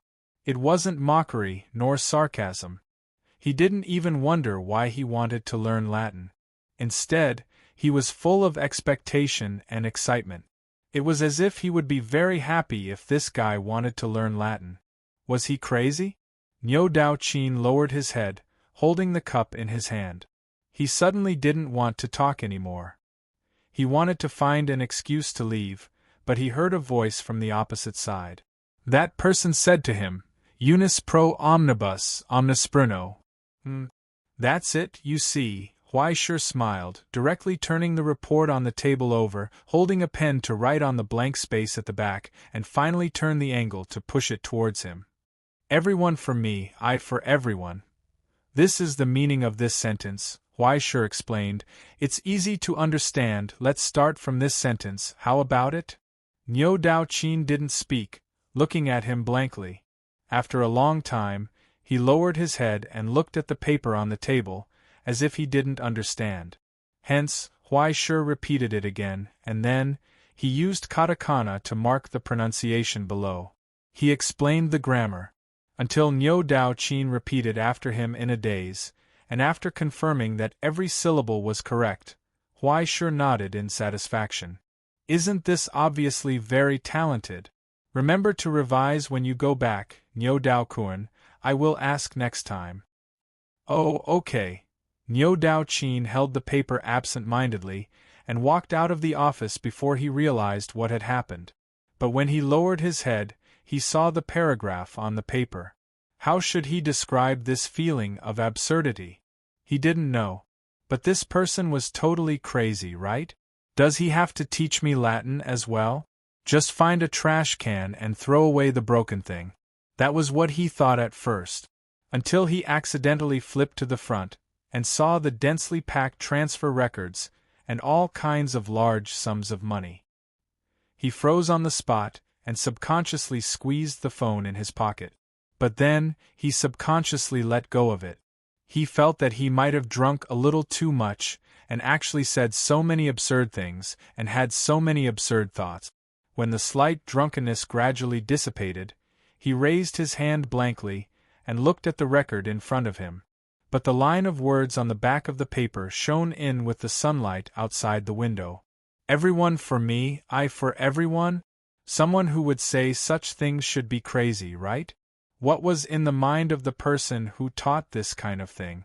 But what's the big deal about those who really memorized it? Was he an idiot? He closed his eyes, and couldn't help but want to laugh bitterly. He suddenly felt that there must be something wrong with his brain, just like this *T club. He actually realized that there was nothing to be afraid of even if he was sunk into Kyoto Bay in the future. Anyway, mixed-race people would die in the end. There didn't seem to be any difference between dying of illness at the age of 40 and dying suddenly at the age of 25. At worst, he would just run faster when the time came. When he turned his head, he finally mustered up the courage to push open the unlocked door behind him. Boss Huai, after I finish learning this, can you teach me something new? In the office, the man who was feeding the crow turned his head. Seeing his expression, he smiled happily. The man nodded solemnly, as if he was more honored than him, and said, "Okay." Chapter 744. Cheers! With the sound of cheers and applause, the dinner of the Huai Shi group came to an end in the middle of the night. Standing at the door and quietly watching the red-faced cadres leave with the help of his men, Huai Shi smoked quietly. After a long time, he looked back at the messy cups and plates in the shop. It was not easy for the waiter to clean up. Do these supreme Taoists really not care about public morals at all? He sighed and apologized to the proprietress. "I'm sorry to trouble you again, Ms. Jean Jiang. What are you talking about? It's me who needs your care." The proprietress behind the counter laughed. "Today's wine is very expensive, and my shop can also make a lot of money." After that, she paused and looked at Huai Shi. "You haven't eaten enough yet, have you?" Huai Shi was puzzled. "After all, every time I go in to pass the dishes, I see you drinking. 2 plates of edamame can't fill my stomach." Ms. Jean Jiang asked, "Mr. Takahashi sent a very good tuna today. If you don't mind, would you like a bowl of tea rice? Isn't it about to close? How can we close before the guests finish eating?" Ms. Jean Jiang bowed slightly. "It's not a troublesome matter. Please sit down for a moment." After inviting Huai Shi to take a seat at the bar, she turned around and went to the kitchen. Soon, she came out with a bowl of steaming tea rice. It was only a short time, but it was not rough. Not only was it exquisite, but the taste was also appetizing. "This taste is really good." Huai Shi took 2 bites and nodded in praise. "It tastes different from other places. I figured out some of the skills myself." Ms. Jean Jiang waved her hand and smiled. "When I was a child, I was very interested in cooking, but my father didn't want me to enter the kitchen. Later, I secretly learned a little and thought I was good. Now it seems that it's just a superficial skill." After listening, Huai Shi didn't say anything. He bowed his head and finished eating, then put down his chopstick. "Thank you for your hospitality. Would you like something else?" "There's no need. I'm afraid that someone might be impatient." Huai Shi smiled. After swiping his card to pay, he nodded and said goodbye. "Let's close the shop. Don't pay attention to the noise outside." Ms. Jean Jiang was stunned for a moment, but she seemed to be used to it. After sending Huai Shi to the door, she turned off the light in front of the door and closed the door. Under the light from the door, Huai Shi raised his head and stared at the figure at the other end of the street. It was late at night, and most of the restaurants on the food street had already closed their doors. Only a few taverns were still lit. The light shone through the windows and the cracks of the doors, separating the dim and narrow street. It illuminated the newcomer's eyes. His beastly green vertical pupils were filled with savagery. "White paper man." The gray-haired man took the cigarette from the corner of his mouth and said in a hoarse voice, "That's me." Huai Shi asked, "How should I address you?" "Akasaki, Akasaki Makoto." The person announced his name and told him calmly, "The president of the Luaha family's Jinchuan Association. So you're a member of the alliance. Sorry to have kept you waiting." Huai Shi nodded in understanding. He didn't feel close because he was a member of the alliance. He didn't even show a polite smile. He just asked calmly, "It's so late. The president of the Jinchuan Association is waiting for me here. Is there a misunderstanding?" "I don't think so," Akasaki said coldly. "We're both green suns. You and I shouldn't fight. But recently, aren't you a bit too presumptuous? Relying on the protection of the president, isn't it a bit too arrogant?" "How did I offend you?" Huai Shi laughed softly. "But it seems like you're not here to make me apologize, right? I'd like to explain my purpose and thoughts to you." Are you willing to listen? There's no need for unnecessary words. Akasaki slowly raised his head. With a hoarse voice, he showed the scar on his neck that almost cut off his entire neck. If you want to fight, you can talk with your fists.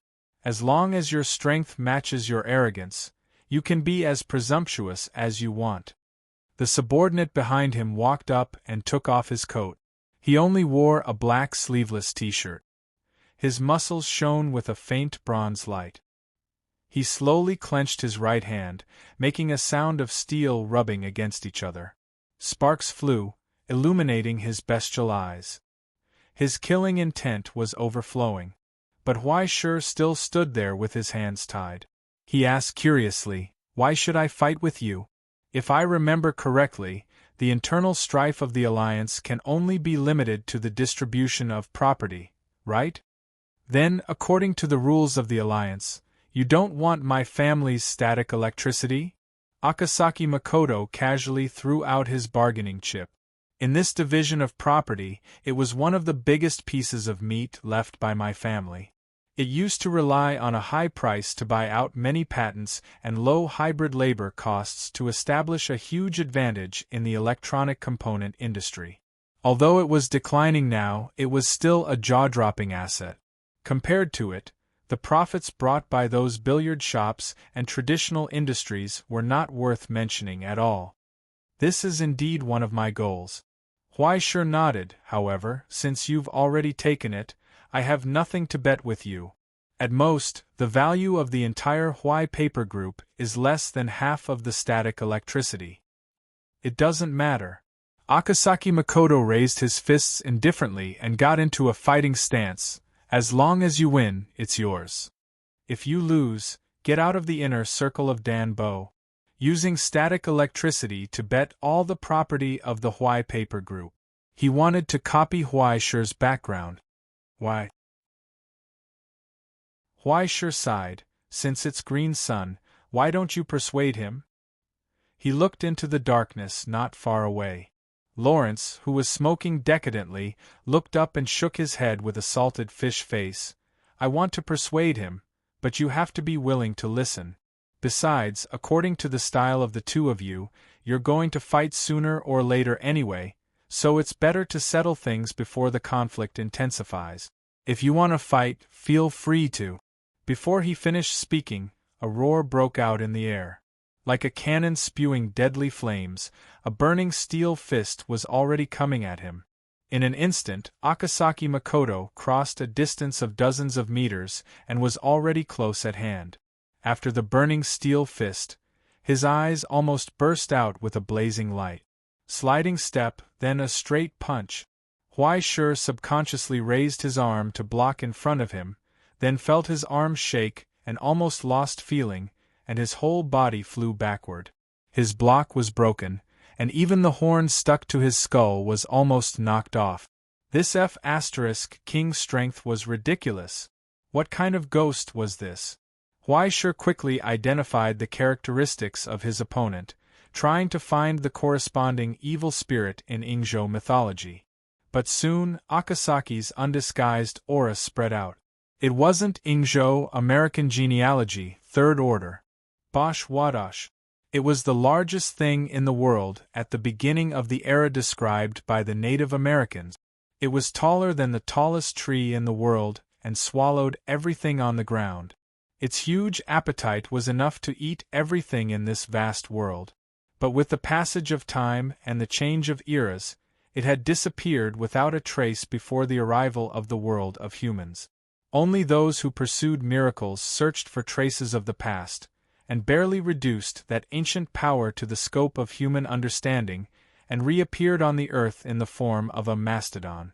And now, this huge power exploded with Akasaki's movement, almost knocking out Huaishur on the spot. Before Huaishur landed, he saw Akasaki Makoto close in again. He was still sliding, and his burning steel fist was whistling, bypassing Huaishur's blocking arm. Hook! In the blink of an eye, Huaishur's blocking arm suddenly twisted and landed on Akasaki's sweeping forearm. His flying body suddenly stopped, and then like a horizontal bar player, He nimbly bypassed the hook and landed on the ground. Realization dawned on him. Boxing? That's really powerful. It's good that you think so. Akasaki Makoto once again assumed the offensive and defensive posture of the left guard, but his legs and elbows were slightly moving, which made Huaishur feel a faint threat. Obviously, his boxing was not limited to the rules of the ring, and his legs and elbows were also fierce. Hit the head, Akasaki, 1 point. Lawrence, who was watching the show from above the trash can, excitedly raised his hand and announced. He looked like he was enjoying the show, which made people's teeth ache. They're starting the boxing match? Huaishur sighed, looked at the cumbersome clothes on his body, and ignored it.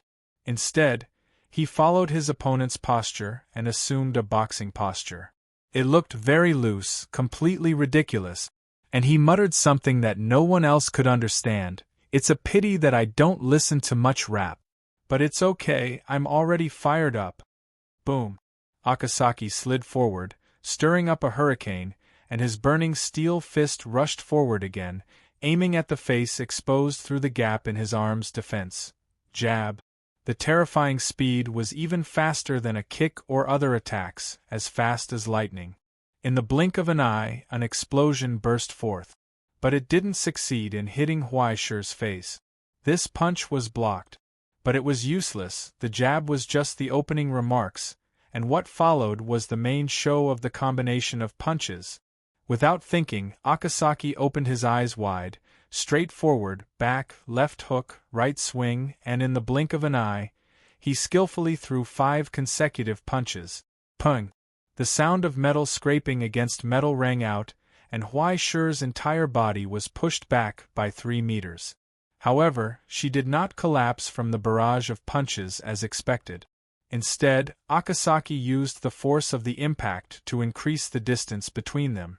Akasaki's foot that had been aimed at Huaishur's foot missed and smashed into the ground, creating a huge crater. Mud splashed. Akasaki's chasing action slightly paused, and he recalled the moment just now. His combination of punches. A punch was dodged, a punch was hit, another punch was pushed away, and the last punch aimed at the abdomen was actually blocked? He lowered his head, and his eyes looked at Huaishur's left hand in front of his abdomen. It was precisely that hand that had stopped his fist. Under the intertwining light and shadow, that hand had actually turned crimson red. It emitted a blazing temperature. Didn't I say it already? Huaishur raised his head and grinned. I'm fired up. His blood was boiling. The handsome face under the horns had turned scarlet, almost dripping blood, as fierce as a ghost. The deep integration of the drummer and you steps, after using the source substance to unify the muscles of the whole body, it caused all the organs to overload, and then burst out with power far beyond the past. Ultra state release. And then, W steps. Huaishur suddenly disappeared from Akasaki's sight, and then, the sound of wind came from behind Akasaki's head. Chapter 745.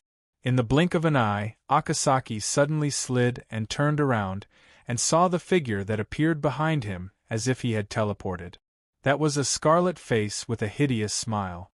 And the right hand that had already been raised, along with the sound of the drums in the hallucination, as if holding an invisible lead ball, pulled back and then aimed at his face and punched out with the force of 1,000 pounds.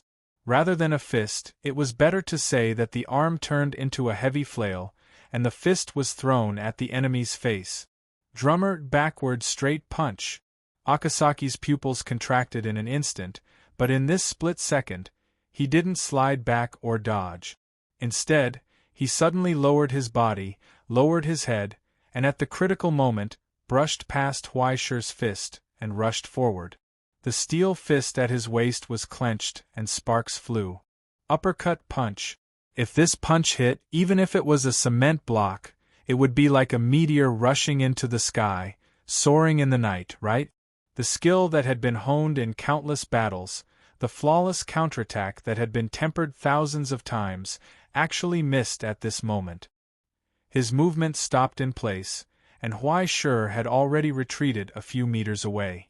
As if nothing had happened just now, it was just that both sides had changed positions. His smile was pleasant. Bashvadash's strength was definitely far above his own. Bashvadash, who had placed almost all of his attribute points on strength and constitution, was definitely a machine of destruction in a head-on battle that could not be avoided. But in this kind of street battle that didn't have the range of the arena, he didn't have enough mobility. To be exact, he didn't have the nerve reflexes and explosive speed that the Heaven's Inquisition's stigmata built around the upper limit of the body's coordination. But unfortunately, he couldn't stay in this state for long. Speaking of which, you are so hostile to me, it can't be that I have offended you, right? Huai Shi asked casually. If the people who attended the banquet last night were as strong as you, I would have paid attention. What did I do to offend you? Between you and me, there is no grudge. Akasaki answered indifferently, and maintained his posture, approaching step by step. I just can't stand someone who doesn't know how to restrain himself. I don't think I did anything overboard. Huai Shi laughed, but if there is no grudge then it's easy. Akasaki, what do you want to do after getting the silent electron? What do you mean?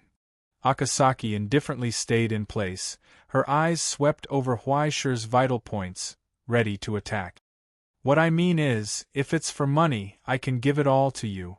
If it's convenient, can you give me the silent communications electronics? Even if it's just in name, it's not a problem. Just treat it as a secret between us. What do you think? Huai Shi suggested excitedly. Money? House? Car? Drink? Yacht? If you have any other requests, I can help you with them. I have a wide range of channels, Lawrence can testify to this, even if what you want is something money can't buy. As long as it's not too outrageous, I can help you solve it. Ahaha, that would be a waste. Lawrence next to him laughed. No matter how much money you give, Akasaki will only use it to bet on horses, ha ha ha, it's better to waste money than this. Akasaki narrowed her eyes, her expression became colder and colder. What nonsense are you talking about? I'm serious, Akasaki. Huai Shi stared at the enemy's eyes, solemnly suggested, shouldn't you also seriously consider it? Did you become the team leader by relying on your mouth? Akasaki sneered.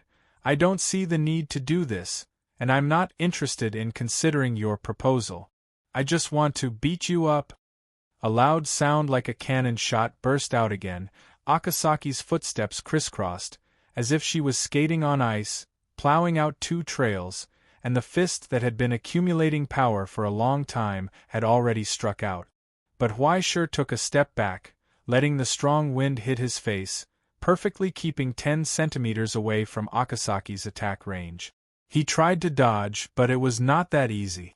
However, when he continuously dodged backward, he knocked over the sign of a home izakaya behind him, and his movement paused for a moment. Opportunity! Akasaki's origin form burned, the sound of an elephant burst out, the iron fist struck out, a perfect combination of punches, instantly breaking Huai Shi's structure. Then, the real killing move. Right hook! A roar burst out, the hurricane whistled. Huai Shi flew out. With one punch, he was actually smashed a long distance, crossing 61 meters, directly flying out of the restaurant street, and smashing into an innocent car at the street corner. A sharp alarm sounded, and thick smoke spread. In the gradually calming storm, Akasaki expressionlessly put down his fist, and looked away. Victory and defeat had been decided. Being hit by his right hook, even if it was a sublimator of the same level who specialized in defense, half of the bones would be broken and sent to the ICU.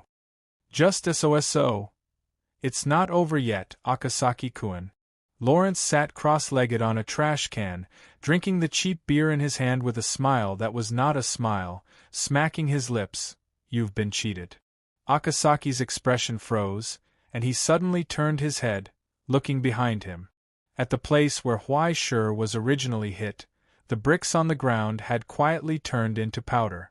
And now that he thought about it carefully, the direction where Huai Shi flew out was not the direction where he attacked.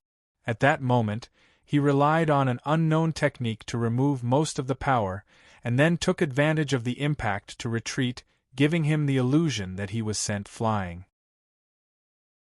But in reality, rather than saying that the guy was sent flying by him, it was better to say that he used the momentum to jump out. In the long distance, the power of the impact was eliminated, and what he suffered in the end was just a negligible amount. At this moment, from the wreckage of the car, a sorry figure suddenly stretched out his hand, pulled on the car's basket, and climbed up with difficulty. The clothes on his upper body had already been shattered by Akasaki's attack, and a tragic bruise and scar could be faintly seen on his chest, but only a broken bone. A small problem. Blood flowed from his forehead. It fell on the corner of his mouth. Huai Shi climbed up from the wreckage, raised his head, and showed a happy smile to Akasaki across the long distance. As if the pain caused by the other party was not worth mentioning. Say something unrelated, Akasaki-kun, let's continue the topic from before. Huai Shi raised his hand, pulled off the cumbersome rags on his body, and casually twisted his neck in the crisp sound. He said to himself, "Do you know? Today, in my group, someone told me his dream is to go to school and learn Latin. To be honest, his talent is a bit bad, and his foundation is not solid, but it doesn't matter, I believe that he can become better." He raised his head and said seriously, "Everything can change for the better. It should have changed for the better. I don't have the habit of talking in my sleep with people." Akasaki coldly responded, and once again got into position. "No, I just want to tell you that I want to change everything." Huai Shi stepped forward step by step and solemnly said to him, "At least, let those who desire change have a chance to start over. Unfortunately, there are too many things I want to do, but my time is too short. I need to get more allies, and I need to win more fame. If you think I'm too presumptuous and offended you, please don't mind, I can say sorry to you. But you need to understand that this place can become better than now. Is there something wrong with your brain?" Akasaki couldn't help but sneer. "Just giving people free beer and you're already thinking about being a king? If I have to be a king to do these things, I don't mind." Huai Shi asked in a matter-of-fact way, "If there has to be a person to do it, why can't it be me?" Akasaki's face froze. Huai Shi's voice continued. "The water supply company is just the first step, Akasaki-kun. Clean drinking water, unspoiled food, unexpired medicine, and necessary medical treatment. Those things that can be seen everywhere like air outside the inner circle of Donbua, I want to bring them here." He spoke so arrogantly and dreamily like a castle in the air. He was just like an ignorant and rebellious person who didn't know how to restrain himself at all. He had an irritating confidence and an unpleasant smile. It's simply irrational. "How about it, Akasaki-kun? My proposal just now still stands." Huai Shi smiled, stretched out his hand, and invited, "This is a rare opportunity, do you want to join?" "You're crazy, Huai Shi." Akasaki flatly refused, and his expression became colder. "I have no interest in your dream talk. If you want power and fame, come and defeat me." He coldly said, "It's better to use your fists." "Okay." Huai Shi nodded his head in agreement. "I'll come and get it now." In that instant, Huai Shi's body trembled, and his heart pumped, squeezing the nearly boiling blood, releasing a low rumble. It was like the sound of a heavenly drum. The surging blood was ignited, bringing with it a terrifying amount of heat. It wildly surged through his body, squeezing out every bit of his potential. It burned him into a scarlet-red color. Exceeding the limit once again. In the blink of an eye, the burning demon was already within reach. He grinned, smiling at Akasaki. So fierce. So fast. Even faster than before. Akasaki's pupils instantly contracted, and he unhesitatingly swung his fist, but the hurricane was already in front of him. He suddenly pulled back his raised arm, blocking in front of him. Two solid arms came together, like a shield of steel, blocking in front of him. Immediately afterwards, a loud rumble sounded. Not far away, Lawrence's pupils contracted, and his 5 fingers subconsciously clenched, not even noticing the beer on his face. Third-level origin substance fluctuations. Why sure, he had advanced? The information from Tengu Mountain was actually true. This guy really was Daitenga's personal disciple? At the same time, Akasaki's heart was filled with shock that was not inferior to Lawrence's. Huaishi's fist had actually shaken his defensive stance. The speed that had erupted in that instant was simply too terrifying, and the strength contained within was not just for show. Even Bosch Kvedash was shocked. But this was the end. After using all of his strength, there would inevitably be a gap, and then, boom! Another loud rumble sounded. Akasaki's eyes widened. In front of him, Huaishi, who had just used all of his strength, did not pause at all. Like flowing water, he naturally raised his fist again, and punched the enemy's defense. A straight punch. The power and speed that was not inferior to the previous one exploded once again, forming a fist that was as impressive as wind and thunder. Immediately afterwards, another punch. Left hook, right hook, jab, swing, straight punch. The combination of punches that he had just learned was tested on Akasaki's body. Countless thunderous sounds overlapped, forming a continuous series of loud rumbles. The performance of 1812 Overture had reached its climax. The horn for a counterattack was blown here. The never-ending bombardment had begun. The rumbling continued without end. Akasaki's back was bent, and he stiffly maintained his defensive stance. He was in disbelief, unable to understand, and unable to understand. How could there be such a tyrannical combination of attacks in this world? It was not limited to exploding with power that was several times stronger than the previous punch, but instead pursued a continuous attack, making the impact as vast as a storm to drown the enemy. After abandoning the originally flawed sky-shattering heavens, this was an application style that Huaishi had personally developed on the basis of drummers. Based on the overdrive state, the rhythm changes of the performance method were integrated, and the beat interval represented by each movement and step was compressed to the limit. In the end, it was a torrent of more than 200 beats per second. This kind of attack. Was there really an end to it? Akasaki roared angrily behind the defense of his arms, stubbornly maintaining his defense. How could the body of a sublimator maintain such a terrifying frequency without paying any price? This was simply impossible. No matter how terrifying the technique was, it would be limited by the human body. There was a limit to the human body. No matter how violent the attack was, there would be an end. There would always be an opening. An opening! Behind the narrow gap between his arms, Akasaki's eyes were bloodshot.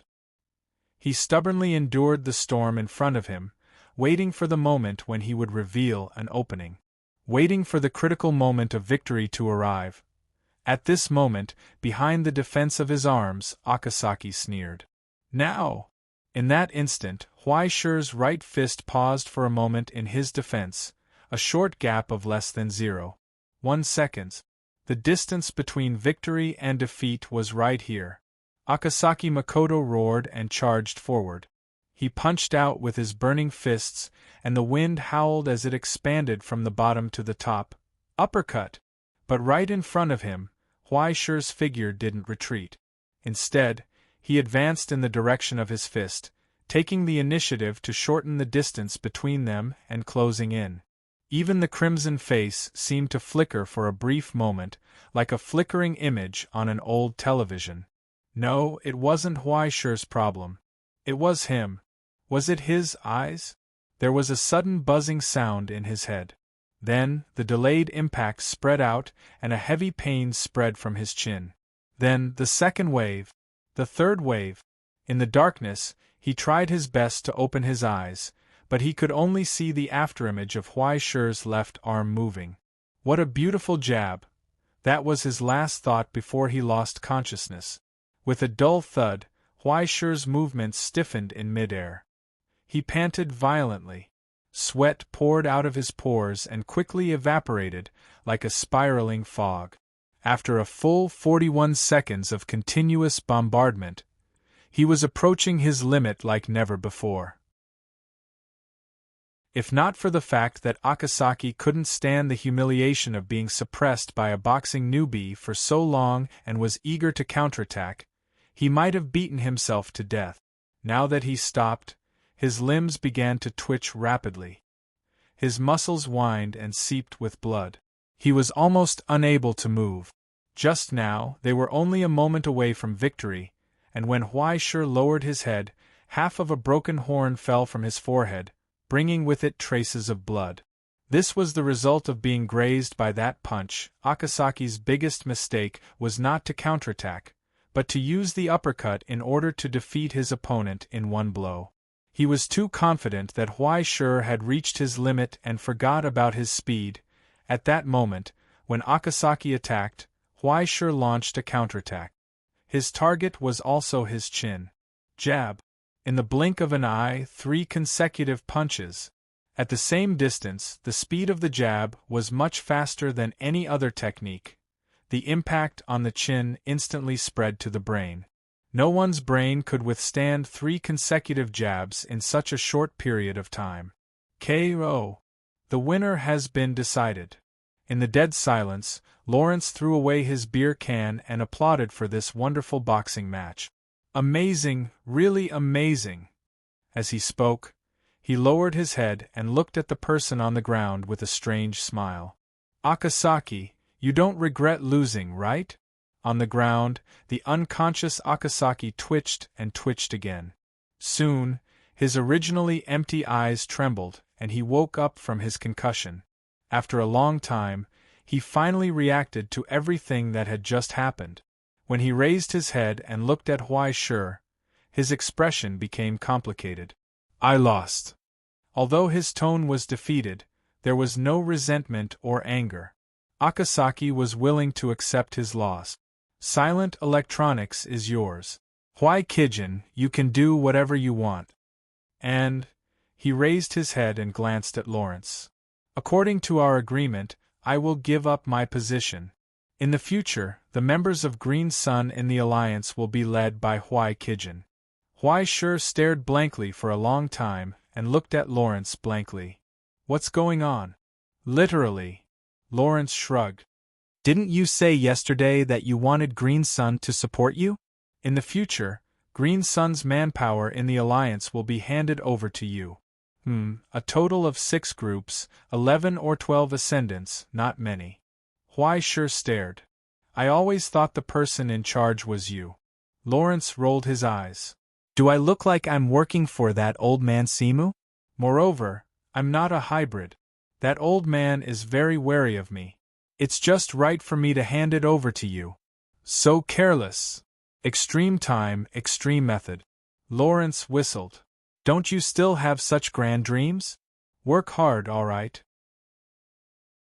After the two decided the winner and loser, and after getting a feel of Huaikijin's background, he was very satisfied with this tool that would replace him in the future.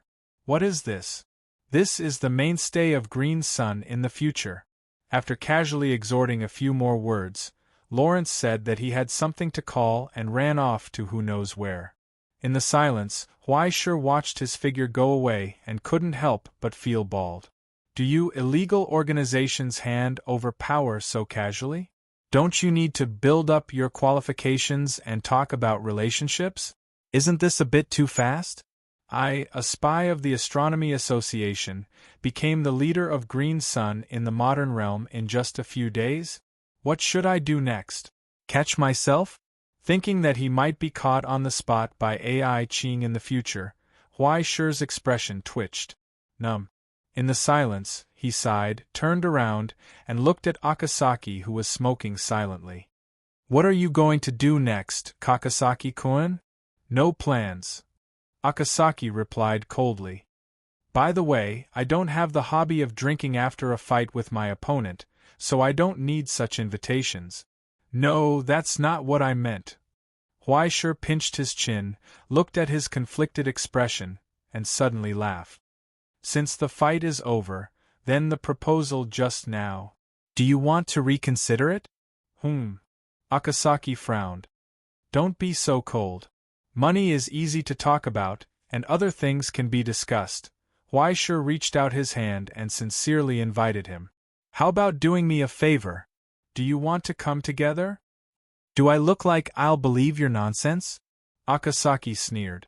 These were the last words he said before he got possessed and boarded the pirate ship. Chapter 746. The next day, Jinchuan Kai's announcement once again caused an uproar in the Alliance. As one of the most powerful organizations in the Alliance, Jinchuan Kai was not only a trusted vassal of the Luaha family, but Akasaki Makoto himself was also recognized as the leader of all Green Sun members in the Alliance. Now, under the witness of Green Sun's envoy, Lawrence, Akasaki Makoto not only gave up his position and allowed a new young man to ride on his head, but also announced that Jinchuan Kai would be deeply cooperating with Huaiji Group.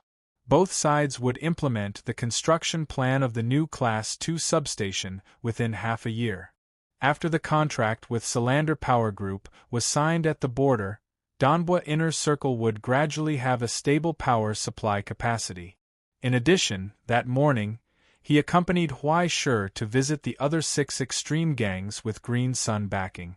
Among these 6 groups, some people strongly supported Huaishir's appointment, while others had some complaints. There were also some people who clearly opposed it and expressed that the paper effigy was nothing. But without exception, no matter what the atmosphere was at the beginning, at the end, it was the group leaders who enthusiastically sent the 2 people out of the door. They repeatedly urged them to stay and were reluctant to let them go, showing how deep their friendship was. As for the 3 emergency beds in the ICU, it didn't matter, Huaiji Group could afford it. Next, Huaiji Group won the big news of Jingtong Electronics, but the others didn't feel anything. Instead, they felt, oh, that's it? It seems that there's nothing to be amazed about. Instead, there was a strange illusion of, oh, it's normal. Numbness. It was not limited to within the Alliance.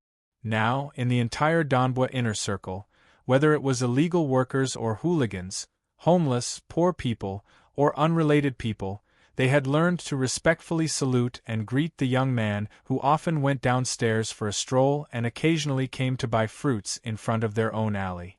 Here, strength represented authority, and authority represented everything. The existence of Huaiji Group was like a boulder falling from the sky, setting off a steady stream of ripples from the quagmire of Donbua Inner Circle. And in just a few days, the existence of Huaiji Man gradually became a legend in absurd stories. Even if you threw away the nonsense, the actual traces left behind were still shocking enough. He came to the inner circle of Donbua. On the first day, he burned down the Russian Federation's Aisha House. On the second day, he became the leader of the White Paper Group. On the 5th day, he massacred the Tiger King Group. On the 6th day, he offended the Illumination Church and even got someone to pin the saint down and beat her up. On the 7th day, he was personally invited by the current guild leader to attend the Alliance's banquet. Then, he hooked up with Heavenly Eyes Pear Blossom during the banquet. The next day, he took over the new Luo group, and the next night, he went to fight with Akasaki Makoto and won. In half a month's time, one incident after another, every piece of news made one's scalp go numb. Where did this evil spirit come from? Of course, this also caused Huaishir's reputation to be damaged. His public image gradually changed from an idiot who gave free beer to people to drink, to a demon who killed people and brewed blood wine every day. However, a bad reputation was better than no reputation at all. Moreover, in the world of extreme Tao, reputation itself was a part of prestige. Moreover, the existence of the Huaihai Group had gradually begun to show its positive influence in the inner circle of the Pill Wave. Under Huaishi's control, the streets where the Huai-Heim group was located were all the cleanest. The standard of the protection fee was the most reasonable, especially, after dealing with the people who came to cause trouble. The fees collected could be used to cover 1/3 of the cost in the shop. It was just a small change, but a large group of people were grateful. Isn't it a little too expensive to do good deeds in the gangs these days? Huaishi sat in his office, looking at the sparks in the cage of dreams. He felt the smooth operation of young Master Ming's destiny, and even he found it hard to believe. The distortion caused by the crows was constantly being corrected by the inner circle of the pill wave. Young Master Ming's divinity was achieving a balance between hell and reality. Now, when he walked in the territory of the Huai-Heim group, young Master Ming's power had a slight increase and enhancement. Her body felt refreshed, and her perception of evil was also more sensitive. Even the wind outside the window was much more refreshing. It was as if he was lying in his own backyard, incomparably comfortable and peaceful. Under his efforts over the past few days, the origin substance projections of the Huai-Heim group in the Cage of Dreams had gradually become clearer, and the number of projections had also increased along with the increase in favorability. The number of members whose favorability with the Huai-Heim group had increased from 30 to 70. In other words, Huaishi already had 73 members who were absolutely reliable and could borrow the power of the crows at any time. And if Huaishi continued to cultivate carefully, even more reserve members could be turned into regular members. I feel like something's not right. Huaishi rubbed his chin, carefully examining the Cage of Dreams. He suddenly felt like there's something wrong with young Master Ming's stigmata, right? With young Master Ming's stigmata as a foundation, this kind of illegal organization was far too easy to manage. It was far too convenient. Not only could he check their favorability and loyalty at any time. With the foundation from before, as well as the divinity's influence, as well as other aspects of negotiation, young Master Ming had a strong passive effect. When Huaishi intentionally used it, the effects were so good that they couldn't even be described as ridiculous. Did you just realize? Tongyi's handwriting appeared on Fate. This is the proper way to use it. Otherwise, did you really think that young Master Ming was running a zoo in hell? Huaishi felt like his brain wasn't enough to process all of this. Do you remember what I said before? Heaven's Inquisition, in celestial genealogy, is a support stigmata and is in charge of logistics. Its core power is sharing. Tongyi helplessly reminded him. Luckily, you're in the deluxe version. Otherwise, with your berserker playstyle, this account would have been destroyed a long time ago. The proper way to use it is, starting from the first stage, Spirit Ritual, you can spread malice and ashes. When you reach the second stage, Mountain Ghost, you can nurture and level up, sharing life force. When you reach the third stage, Young Master Ming, you can combine the two and nurture the growth of a large group. At the same time, you can further share this power. Otherwise, why would I have you gather all 4 types of enlightenment before advancing? The birth of life, the true essence of nothingness, the connection of souls, yesterday's illusion. At this point, her handwriting became playful. Take a guess. What was the power you used on Shangye a few days ago called in ancient times? Huaishi was stunned and carefully recalled. After receiving Iron Crow's buff, Shangye's physical strength doubled. He was full of energy and had infinite strength. He was almost comparable to an ascendant who had finished puberty. If his large group could transform further, it would be like indirectly bestowing a stigmata. It was just that they hadn't completely merged into one, and there was no qualitative change. Invulnerable to swords and spears, invulnerable to fire and water, wasn't this like inviting a god to possess him? Wait. His whole body went numb. God. Fight? Yes, he didn't need to think to know how much Tongyi was gloating. Are you stupid? This is a stigmata with missionary specialization. It's a necessary divine skill for illegal clans. It's most suitable for people like you who rely on their faces to make a living. It's a waste of talent to use it as an idol. You don't think that illegal clans only include triads, right? No way? No way, right? If this was in ancient times, you would have long been a saint, a leader, or a living demigod.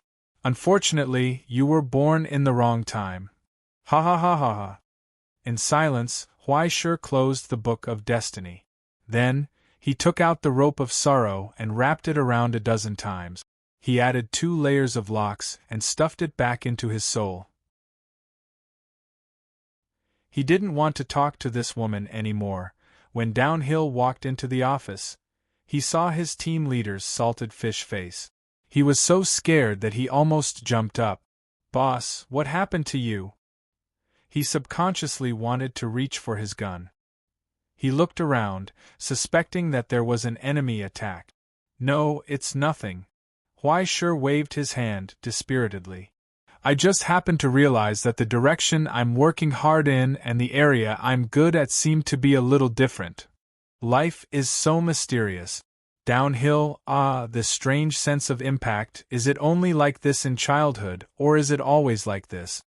Downhill had 100,000 question marks on his head. Then, he turned around and made sure that he had closed the door behind him. If the group of people outside who were promoted to be team leaders from birth saw this, their faith would probably collapse. But what did he want to say? Ahem, team leader. Downhill squeezed out a serious expression with difficulty. The team leaders of the Fushan Group, Ci Xing Group, and Wang Tang Group have arrived. What do you think? Oh yes. Huaishur finally woke up. He propped himself up from the chair and rubbed his face. "Where are we?" "In the reception room," Downhill said. "I think those people are a little bit unfriendly." "Do you think?" "No, since they are willing to come, there is a possibility of negotiation. There is no need to threaten or coerce them. Otherwise, what's the difference between a gang and a gang, right?" Downhill's face twitched, and he looked at his team leader's smile. "You were definitely going to say gangsters, right?" Earlier, in the headquarters of the Fushan Group, there was a gloomy fog in the conference room. Several team leaders who received the appointment sat in chairs, smoking in silence, frowning, and no one spoke. In the long silence, the president of the Fushan Group finally couldn't stand it. He put out the cigarette and coughed twice. "I think this wave of people from the Huaiji Group came with bad intentions." "Who said not?" "It's unsettling." Yes. The other team leaders nodded their heads one after another, but no matter what they said, it was as if their mouths were stuffed with a tape recorder. There was nothing useful at all. But everyone could feel that the pressure was great. Speaking of which, this matter was too strange. Everyone was doing well at home. They were happily collecting the protection fees. Although they did not earn much money, they won in terms of stability. Their days were quite comfortable. A few of the team leaders inexplicably received a transaction proposal from the Huaiji Group at the same time. They wanted to exchange a few high-end shopping malls, shops in bustling areas, and more profitable sites nearby for the vegetable market in their own territory. Chapter 747. The Vegetable Market. Damn it, why? Why would you trade a rich place for a vegetable market? Are you out of your mind? Even an idiot would know that there was something fishy going on. To be honest, we don't need to worry about the Huaiji Group plotting against our Wang Tongzu. Team leader Wang Tongzu frowned and said in a thick border dialect, "If you want to exchange, we have no objection. But the problem is that when the time comes, the market will be given out. Whether or not we can exchange for anything is another matter." The Xixing Association also nodded. "This is really strange." Yes. In the end, the leader of the Huangxiang Group, who had run out of words, could only repeat and nod in agreement. "But we don't dare not to trade," the president of the Fushan Society said with a sad face. "Our business is small, and it's not even as big as the Jinchuan Society." What if we annoy that crazy murderer and he comes to find us at night? It's very dangerous. We have to be careful. Yes, yes. The leader of the Huangxiang group continued to nod and awkwardly repeated what he just said. For now, please listen to me. The president of the Fushan Society heaved a long sigh. It seemed that it was impossible to count on these fools to have any ideas, so he had to do it himself. He immediately proposed, "In my opinion, it is impossible not to change it, but how to change it is a problem." Indeed. Wang Tongzu nodded. This is the easiest place for problems to happen. Yes, yes. The leader of the Huangxiang group had given up thinking. Everyone here knows that the Fushan Society has a little relationship with the Huangchuan family. The old master even left us a little friendship. We don't need to be afraid of the Huaiji group. The president of the Fushan Society showed a trace of fierceness in his eyes.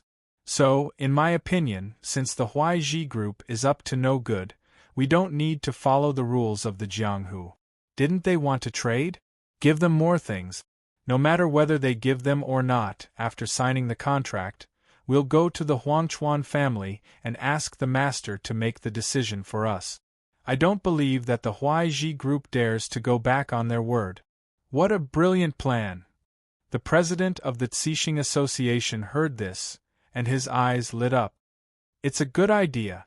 That's right, that's right. Then, the president of the Fushan Kai finally raised his eyes and revealed his foxtail. However, since it was me who stepped in and used my favor, shouldn't I take more of the property when the time comes? Seeing that someone wanted to touch their cake, the others immediately became vigilant. There's room for discussion. Indeed, we should discuss the ratio carefully. That's right, that's right. In short, although there were some bumps, this matter was finally settled successfully. All the groups joined forces to fight against the hegemony of Huaiji group. They wanted to snatch a piece of meat from this exchange.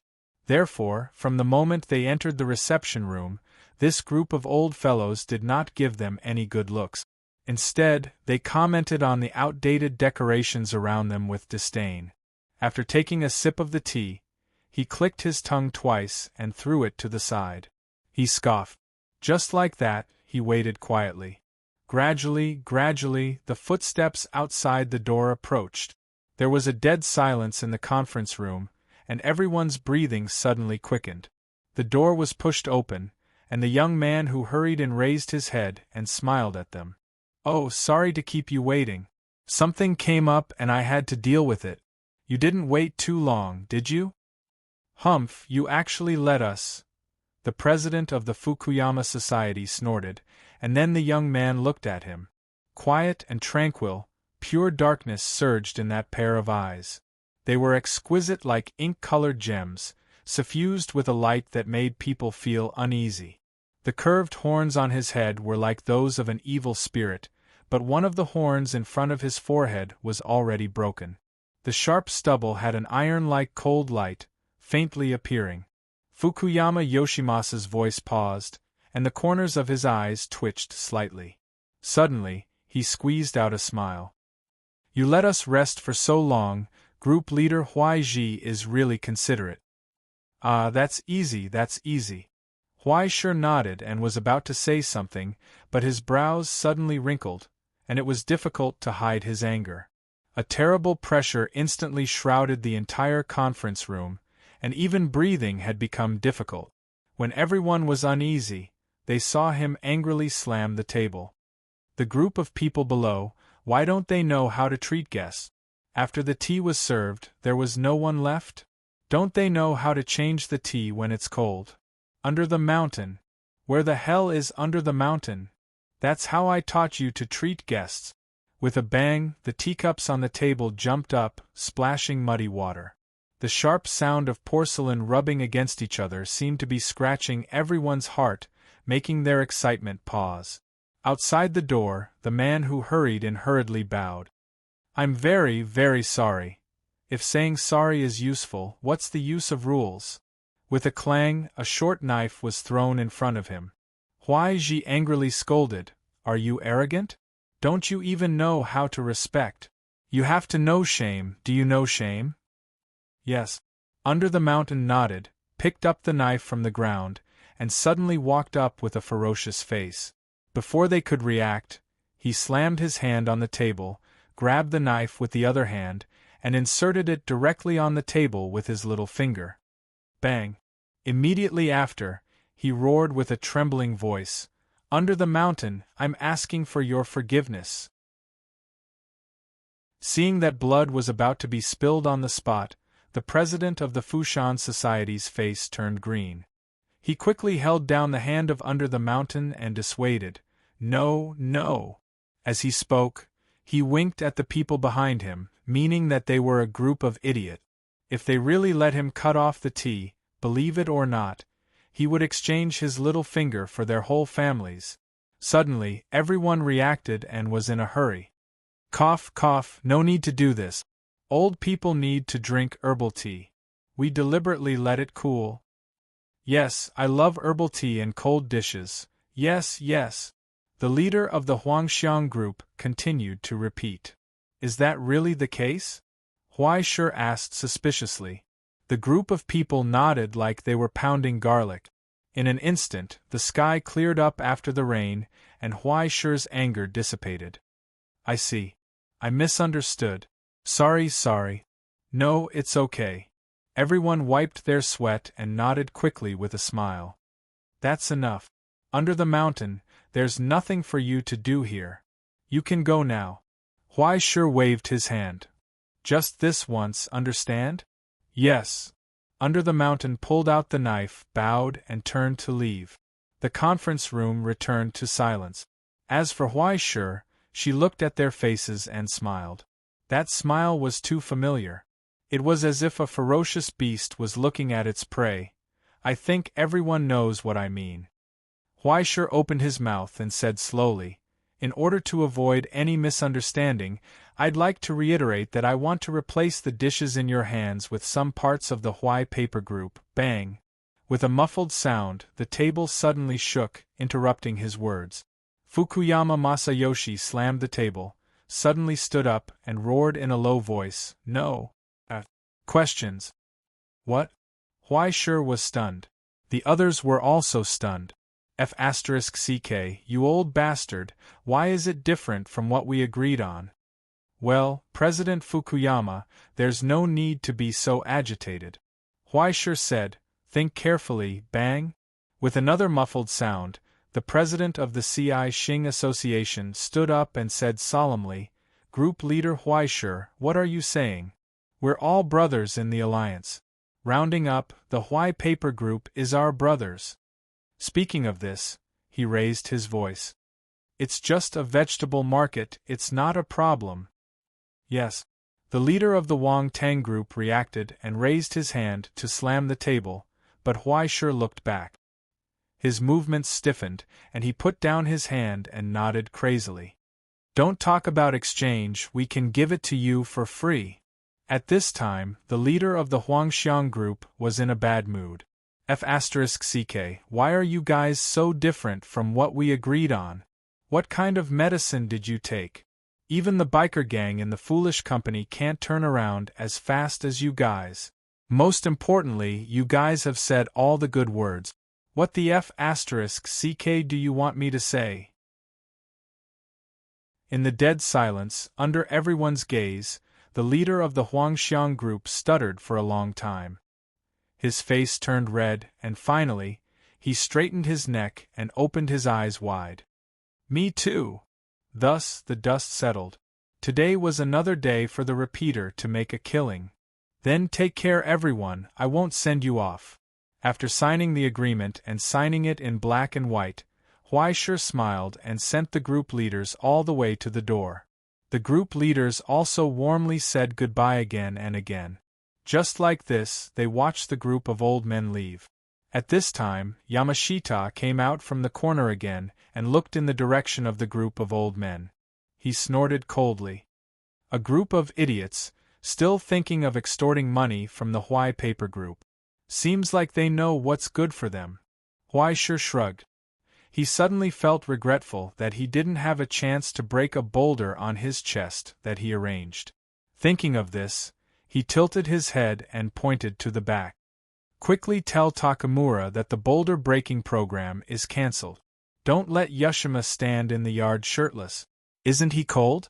Turning back, Huaishur ordered Otaku to quickly implement the land exchange. After stamping it and sending it to the president, the next stage of the market transformation and vegetable supply bidding could begin. The supermarkets in Ingzhou had always had problems. The vegetables on the shelves were all small boxes, and they didn't even want to sell the defective products that had fallen leave. They were simply crazy. They weren't spoiled, and it wasn't like they couldn't be eaten. Anyway, it was better than buying rotten vegetables, dead fish, and stinky shrimps next to the smelly gutters filled with mosquitoes and flies. When the time came, he could get a batch of defective products at a low price and sell them at a discount. Wouldn't that open up the market?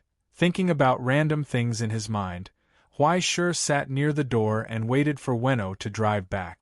By the time he figured out what to do, the car had already stopped in front of the Huai Paper Group's gate. The car window rolled down, revealing Akaki's ugly face. Every time he saw him, Huaishur was curious from the bottom of his heart.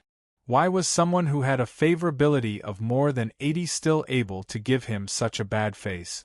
What was this? Was it the pride of Ingzhou's specialty? Akaki glanced at Huaishur and couldn't help but frown. You plan to wear this to the Empire Casino? You're tuning in to the Phoenix Knights YouTube channel. Don't forget to subscribe and join us on this journey to catch the most captivating stories.